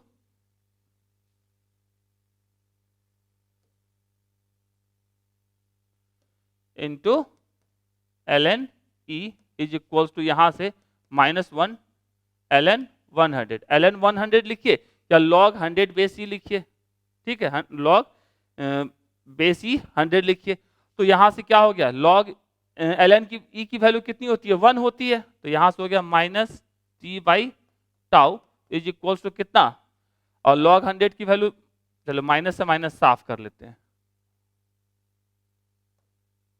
ठीक ठीक, t/τ इज इक्वल्स टू हो जाएगा log 100 की वैल्यू कितनी है 4.6, तो 4.6, तो t इक्वल्स टू कितना आ गया 4.6 इंटू टाउ, तो 4.6 इंटू टाउ की वैल्यू कितनी दी गई है, टाउ की वैल्यू हमने निकाला था कितना था 2 इंटू 10⁻⁻4, तो 2 इंटू 10⁻⁻4, ये हो जाएगा कितना 1 4 9 8 1 9 9.2 इंटू 10⁻⁻4, तो 9.2 इंटू 10⁻⁻4 ये वाली कहानी, तो आंसर क्या होगा इसका बी। तो यहां से भी आते तो किसके साथ आते, बी के साथ, तो आंसर क्या हो जाएगा इसका बी। समझे, मतलब ये दोनों फॉर्मूले को यूज करना है, ठीक है, और थोड़ा सा लॉग की प्रॉपर्टीज वगैरह याद है तो उसको अप्लाई करना है और बना लेना है, ठीक।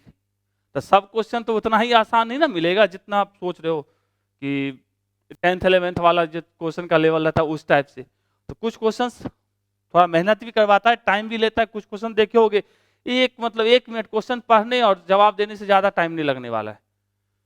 चलिए तो ठीक है,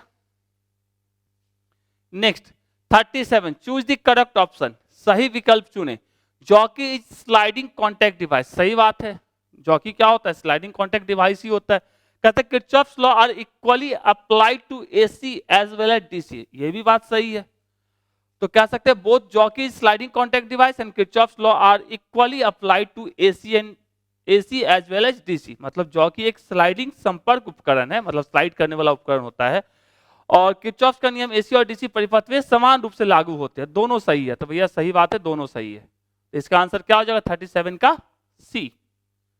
ओके, चलिए नेक्स्ट क्वेश्चन में बात कर रहे हैं, कह रहा है एक साइनोसॉइडल वोल्टेज पीक वैल्यू, मतलब एसी की बात हो रही है, साइनोसॉइडल वैसा ही में रहता है, तो उसमें कह रहा है पीक वैल्यू जो दे के रखा है वोल्टेज का वो 283 वोल्ट है, मतलब शिखर मान कितना दिया है 283 volt.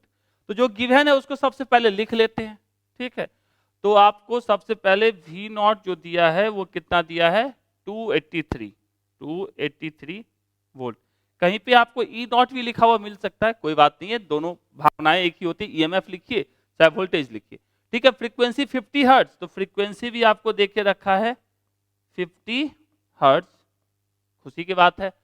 Is applied to a series LRC circuit, मतलब LRC परिपथ में आपको दिया गया है, in which R equals to 3 ohm, मतलब रेसिस्टेंस कितना दिया है 3 ओम दिया है, रेसिस्टेंस बराबर आपको दिया है 3 ओम, ठीक है, और इंडक्टेंस आपको देख के रखा है, L की वैल्यू देख के रखा है 25.48 मिली हेनरी, इसको हम लोग लिख सकते हैं 25.48 इंटू 10 पे power deci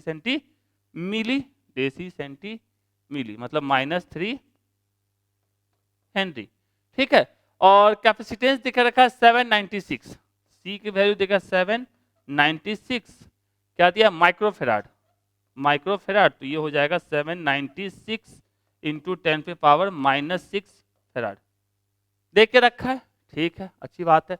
then what is the impedance, मतलब Z, यहां से आपको प्रतिबाधा Z पूछ रहा है, और साथ में और परिपथ में बिजली का क्षय क्या है, सही विकल्प चुने, तो चलिए चुनते हैं सही विकल्प को। तो सबसे पहले आपको चाहिए क्या चीज, आपको चाहिए इम्पिडेंस मतलब प्रतिबाधा Z। उसके लिए क्या फॉर्मूला होता है, root under R square plus XL minus XC का होल स्क्वायर।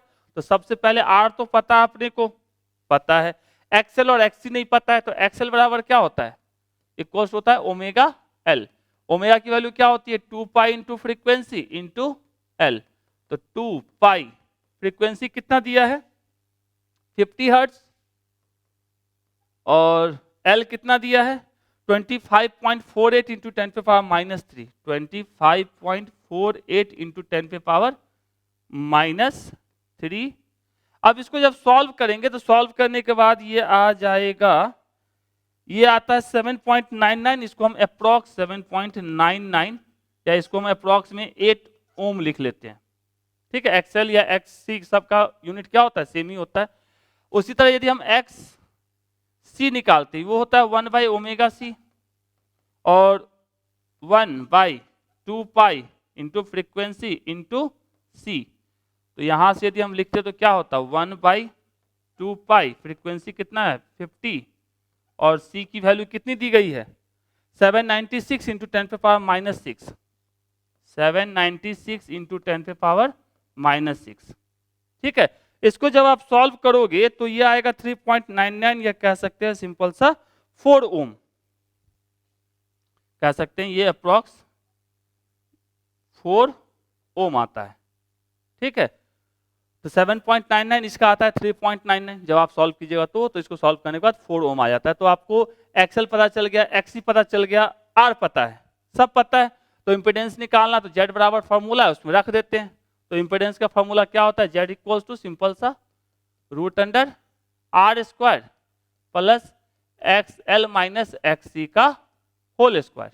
तो R की वैल्यू कितनी थी 3, तो 3 का स्क्वायर प्लस XL की वैल्यू, XL की वैल्यू है 8,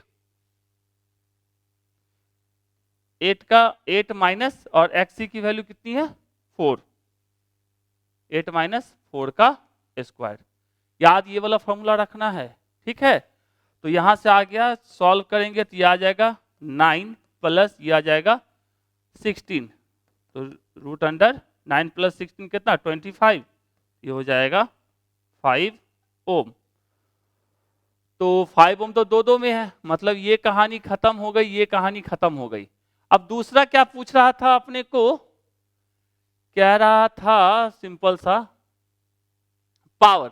ठीक है, तो पावर के लिए क्या होता है P equals to I R M S का square, I square R into T, sorry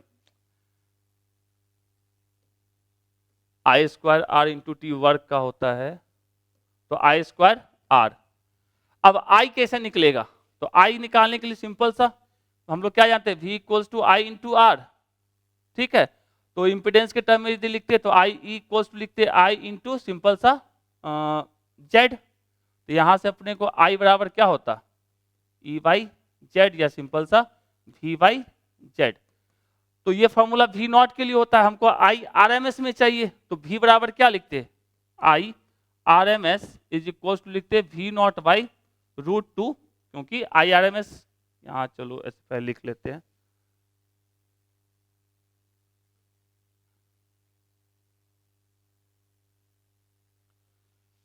I R M S by Z, और आई आर एम एस क्या होता है V naught by root 2 into 1 by Z. तो V naught की value कितना दिया है 283 by root 2 into 1 by Z, Z की वैल्यू कितनी निकाले हैं 5। अब इसको सॉल्व करेंगे 283 बाई रूट 2, तो 283 बाई 5 रूट 2, इसको जब सॉल्व करेंगे तो ये अप्रॉक्स में आएगा 40 एम्पियर के। ठीक है, तो आई आर एम एस निकल गया, तो P इक्वल्स टू जान रहे हैं आई आर एम एस मतलब 40 का स्क्वायर इंटू आर, आर कितना है 3 है, तो ये हो गया 1600 इंटू 3, तो 4800 वाट कह सकते हैं, 4800 वाट। तो आंसर क्या हो जाएगा B। तो 38 का आंसर क्या हो जाएगा? बी। 38 का आंसर 4800 वाट। तो थोड़ा टाइम लगाता है ये क्वेश्चन, क्योंकि इसे बहुत सारा चीज आपसे पूछ दिया है। आपको इम्पीडेंस पूछा, उसके लिए आपको पहले एक्सएल निकालना पड़ा, फिर एक्सी निकालना पड़ा, फिर जाके आपने जेड निकाला। दूसरे बार आपको क्या पूछ दिया भैया? पावर पूछ दिया। तो पावर इक्वल्स टू IRMS का स्क्वायर इंटू आर होता है। तो पहले आप IRMS निकालिए, तो IRMS निकाले, फिर उसको पुट किए, आर की वैल्यू पता थी, इतना सारा चीज। तो कह सकते हैं पूरे क्वेश्चन पेपर में 10-15 क्वेश्चन ऐसे थे जिसको आपको टाइम देना पड़ेगा। बाकी सब मान लो 20 क्वेश्चन ऐसे थे, बाकी सब कह सकते हैं 80 क्वेश्चन कैसे थे जिसमें आपको टाइम नहीं देना पड़ा, मतलब बहुत जल्दी जल्दी बनता चला गया। तो सब इजी दे देगा तो कैसे काम चलेगा? उम्मीद करते हैं समझ में आया। सबसे पहले जो गिवन था वो लिख लिए, एक्सएल एक्सी निकाल लिए, उसकी हेल्प से हमने जेड निकाल लिया, इंपीडेंस निकाल लिया, फिर P इक्वल्स टू IRMS का स्क्वायर इंटू आर होता है। यहाँ पे IRMS हमने निकाल लिया, फिर इसको पुट कर दिया, अपने को निकल गया वाट में आंसर 4800। ये वाली कहानी ठीक है। चलिए 38 का क्या हो गया अपना? B. Next 39, the variable frequency परिवर्तनीय आवृत्ति 230 volt alternating voltage source is connected across the series combination of LCR, ठीक है। Then what is the angular frequency of the source which derive this circuit in resonance. तो resonance की condition के लिए आपको frequency का फॉर्मूला पता होगा। एंगुलर फ्रीक्वेंसी के लिए ओमेगा आर इक्वल्स टू होता है 1/√LC, ऑलरेडी वहां लिखे भी है। तो आपको L पता है, C पता है, ठीक है, और एंगुलर फ्रीक्वेंसी आपसे पूछ रहा है, यही पूछ रहा है ना। कहेंगे एंगुलर फ्रीक्वेंसी मतलब ओमेगा आर, तो रख देते हैं सबकी वैल्यू। √L की वैल्यू कितनी दी गई है? 50। 80 की वैल्यू कितनी दी गई? 80 इंटू 10⁻⁻⁶। अब यहां से देखा जाए, इसको सॉल्व करेंगे तो कितना आएगा भैया? इसको यदि सॉल्व करोगे तो ये आ जाएगा 15.81, ठीक है, रेडियन पर सेकेंड। ऐसा कोई 15 है ना? हाँ 15.81। ऐसा कोई ऑप्शन है? नहीं ना है, तो मतलब सिंपल सा इसका नन ऑफ दीज आंसर होना चाहिए था, होना चाहिए ना बराबर। लेकिन यहां पे आपको आंसर जो दे के रखा है वो कुछ और दे के रखा है। आपको जो सॉल्यूशन दिया था उसके अंदर बात करें तो क्वेश्चन के अकॉर्डिंग टू ये आंसर इतना होता और इसमें से कोई भी मैच नहीं करता, उस समय हम नन ऑफ दिस कहते। लेकिन क्वेश्चन में थोड़ा सा एरर है। एरर क्या है कि डाटा थोड़ा सा गड़बड़ है। तो यहाँ पे गड़बड़ क्या है? उसके ये जो 50 हर्ट्ज है, ये 50 हर्ट्ज नहीं होता, ये कितना होता? 5 हर्ट्ज होता, सॉरी 5 हेनरी होता। तो सिंपल सा L की वैल्यू यदि आप 5 हेनरी करके चलोगे तो आपको आंसर मिल जाएगा। तो omega R equals to 1/√5 into 80 into 10⁻⁻⁶, ठीक है। तो ये हो जाएगा 10⁻⁻⁶ को हटा ही लेते हैं, यहां हो जाएगा कितना? 400। इस दोनों को 10⁻⁻⁶ को लेके जाएंगे ऊपर तो 10⁻³ हो जाएगा। -6 बाहर निकला तो -3 और ऊपर जाएगा तो +3, तो 400 का क्या होगा? 20। तो इसको लिख सकते हैं हम लोग 1/20 इंटू 10⁻³ का मतलब 1 2 3, तो 20 5, तो ये हो जाएगा 50 रेडियन पर सेकेंड। तो क्वेश्चन में क्या गड़बड़ है? ये जो 50 हर्ट्ज दे के रखा है, 50 हेनरी दे के रखा है, ये कितना होना चाहिए था? ये होना चाहिए था कितना? 5 हेनरी। क्या होना चाहिए था? ये इसको आपको क्या होना चाहिए था? 5 हेनरी होना चाहिए था। तो 5 हेनरी रहता तो आपको आंसर आ जाता कौन सा? 50 रेडियन पर सेकेंड, मतलब ऑप्शन बी। 39 का क्या हो जाएगा? बी देना चाहिए था। इरर कह सकते हैं क्वेश्चन में, ठीक है। तो इरर को सॉल्व करते हुए बनाना है। तो अभी तक तो हमको ये लगता है कोई ऐसा क्वेश्चन मिला है जिसमें नन ऑफ दीज, और ऑलरेडी आपको जो सॉल्यूशन दिया था तो उसके अकॉर्डिंग ही चलना पड़ेगा ना। तो इरर हो सकता है, क्वेश्चन ही तो है, अच्छे अच्छे बुक में इरर रहते हैं, तो इसमें क्या दिक्कत है? तो ये गलत जवाब। आंसर क्या आएगा? 50 रेडियन पर second.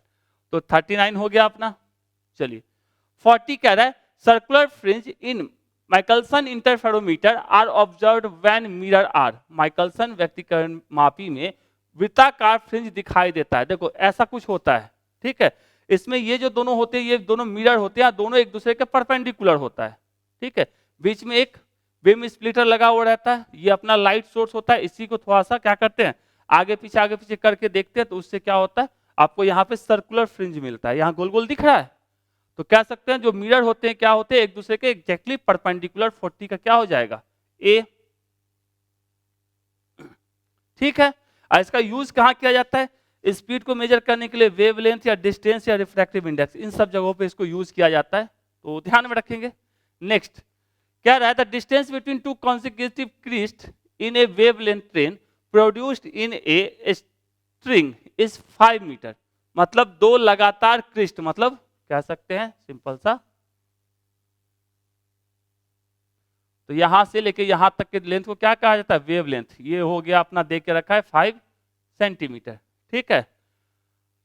If two complete wave passing through any point पर सेकेंड, मतलब एक सेकेंड में दो वेव लेंथ पास कर रहा है, मतलब दो वेव पास कर रहा है, तो मतलब उसका फ्रीक्वेंसी क्या हो जाएगी, एक सेकेंड में कितने पास करने चाहिए, तो एक सेकेंड। और फ्रीक्वेंसी होती क्या है, नंबर ऑफ, कह सकते हैं सिंपल सा, number of cycle per unit time, मतलब एक सेकेंड में। तो यहाँ पे कह रहा है पर सेकेंड कितने जा रहे हैं, दो जा रहे हैं, तो फ्रीक्वेंसी इसकी क्या हो जाएगी, फ्रीक्वेंसी की बात करें तो 2 पर सेकेंड कह लो, पर सेकेंड, प्रति सेकेंड गुजरती है। तो तरंग का वेग क्या होगा, आपको वेवलेंथ ऑलरेडी पता है कितना है, 5 सेंटीमीटर। फ्रीक्वेंसी कितना दे दिया है, नंबर ऑफ साइकिल पर सेकेंड, मतलब पर सेकेंड कितना दिया है, दो जा रहे हैं, 2 कंप्लीट कह रहा है ना यहाँ पे, दो पूर्ण तरंगे। तो हमको क्या पूछ रहा है, तरंग का वेग v इक्वल्स टू क्या होता है, n इंटू लेमडा, या कह सकते हैं फ्रीक्वेंसी इंटू वेवलेंथ। तो v बराबर फ्रीक्वेंसी दिया है 2 और वेवलेंथ दिया है 5 सेंटीमीटर, ठीक है। तो ये हो जाएगा 10 सेंटीमीटर पर सेकेंड, 10 सेंटीमीटर पर सेकेंड। तो 41 का क्या हो जाएगा, सिंपल सा बी।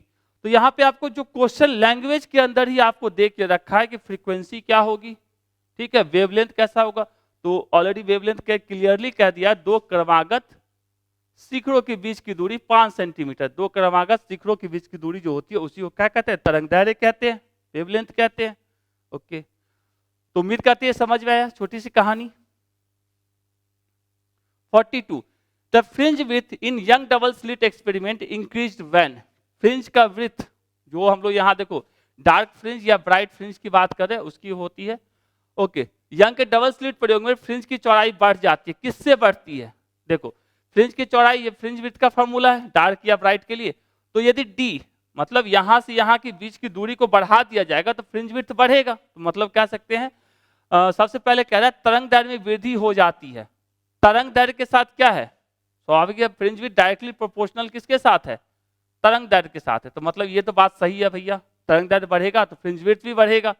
दूसरा स्लिटों के बीच की दूरी बढ़ जाती है, दोनों जो स्लिट है इन दोनों के बीच की दूरी मतलब डी के साथ ये इन्वर्सली प्रोपोर्शनल है, तो मतलब ये बढ़ेगा तो ये घटेगा। तो ये तो सही है, पक्की बात है, कोई डाउट नहीं है।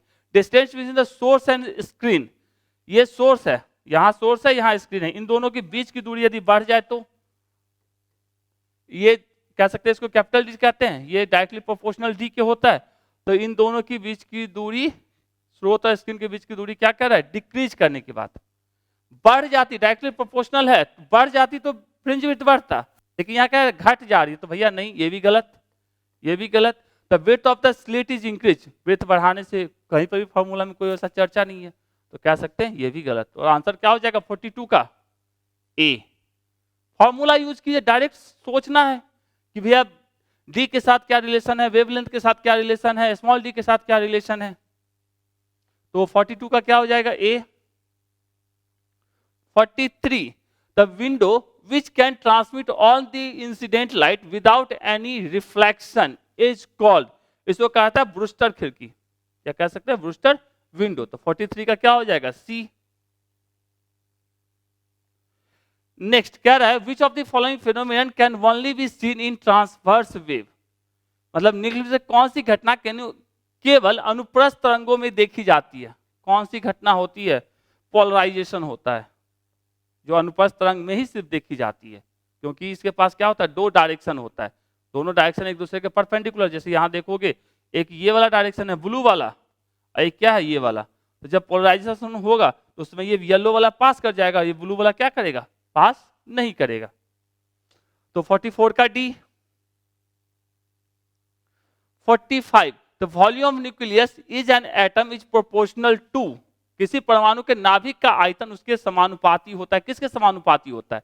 तो यदि वॉल्यूम की बात करें तो वॉल्यूम क्या होता है, नाभिक को कैसा मान के चलते हैं, स्फीयर, 4πr²। ठीक है, और आर का फॉर्मूला अपने पास क्या होता है, सिंपल सा 4πr0 a पे power 1/3, atomic mass number power 1/3। तो कह सकते हैं ये 4π कांस्टेंट, आर कांस्टेंट, तो वॉल्यूम कह सकते हैं सिंपल सा एटॉमिक मास नंबर के क्या होता है, डायरेक्टली प्रोपोर्शनल होता है। तो कह सकते हैं किसके समानुपाती होता है, एटॉमिक मास नंबर, द्रव्यमान संख्या के। ठीक है, ओके, 45 का हो गया ए। 46, the radiation with the highest energy among the following is, highest energy वाला तो ये तो रटना ही पड़ेगा। तो यदि इंक्रीजिंग ऑर्डर में हम एनर्जी की बात करें या फ्रीक्वेंसी की बात करें तो सबसे कम होता है रेडियो वेव का और सबसे ज्यादा होता है गामा वेव का। बाकी सब भी लिखा हुआ है, तो गामा वेव का सबसे ज्यादा होगा। तो सर्वाधिक ऊर्जा वाले कौन से होंगे, गामा रेज। अब ये सब क्या है, मेमोरी बेस्ड है, यदि आपको याद था तो फटाक से बनाते। तो 46 का हो जाएगा D. 47, which of the following is used in archaeologist studies, archaeological studies, पुरातात्विक अध्ययन में निम्नलिखित में से किसका उपयोग किया जाता है? कार्बन डेटिंग का यूज करते हैं, कुछ सोचना ही नहीं है। 47 का A. 48, which of the following statement is not true about the laser light beam, निम्न से कौन सा कथन लेजर प्रकाश के लिए सत्य नहीं है? सत्य नहीं है, कौन सा नहीं है? ये लेजर लाइट रे मोनोक्रोमेटिक होता है, ठीक है, कोहेरेंट भी होता है, एक्सट्रीमली इंटेंस भी होता है, जो नहीं होता है वो होता है अभिसारी नहीं होता है, ये भी होता है। ठीक है, तो इसका आंसर क्या हो जाएगा, नहीं में डी। 48,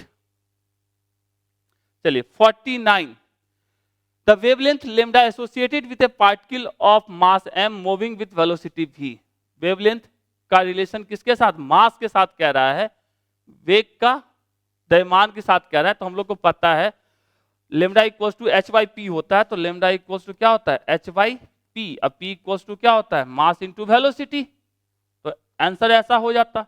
यदि आपको थोड़ा सा मान लो फॉर्मूला नहीं भी याद है तो डायमेंशन फॉर्मूला जो हम लोग पढ़े हैं, मतलब कह सकते हैं जो लोग कोर्स कर रहे होंगे उनके लिए, तो यहाँ पे इसको आप कोई भी यदि फॉर्मूला दे के रखा है वहां पे आप उसको प्रूव भी कर सकते हो, चेक कर सकते हो कि फॉर्मूला कौन सा सही है।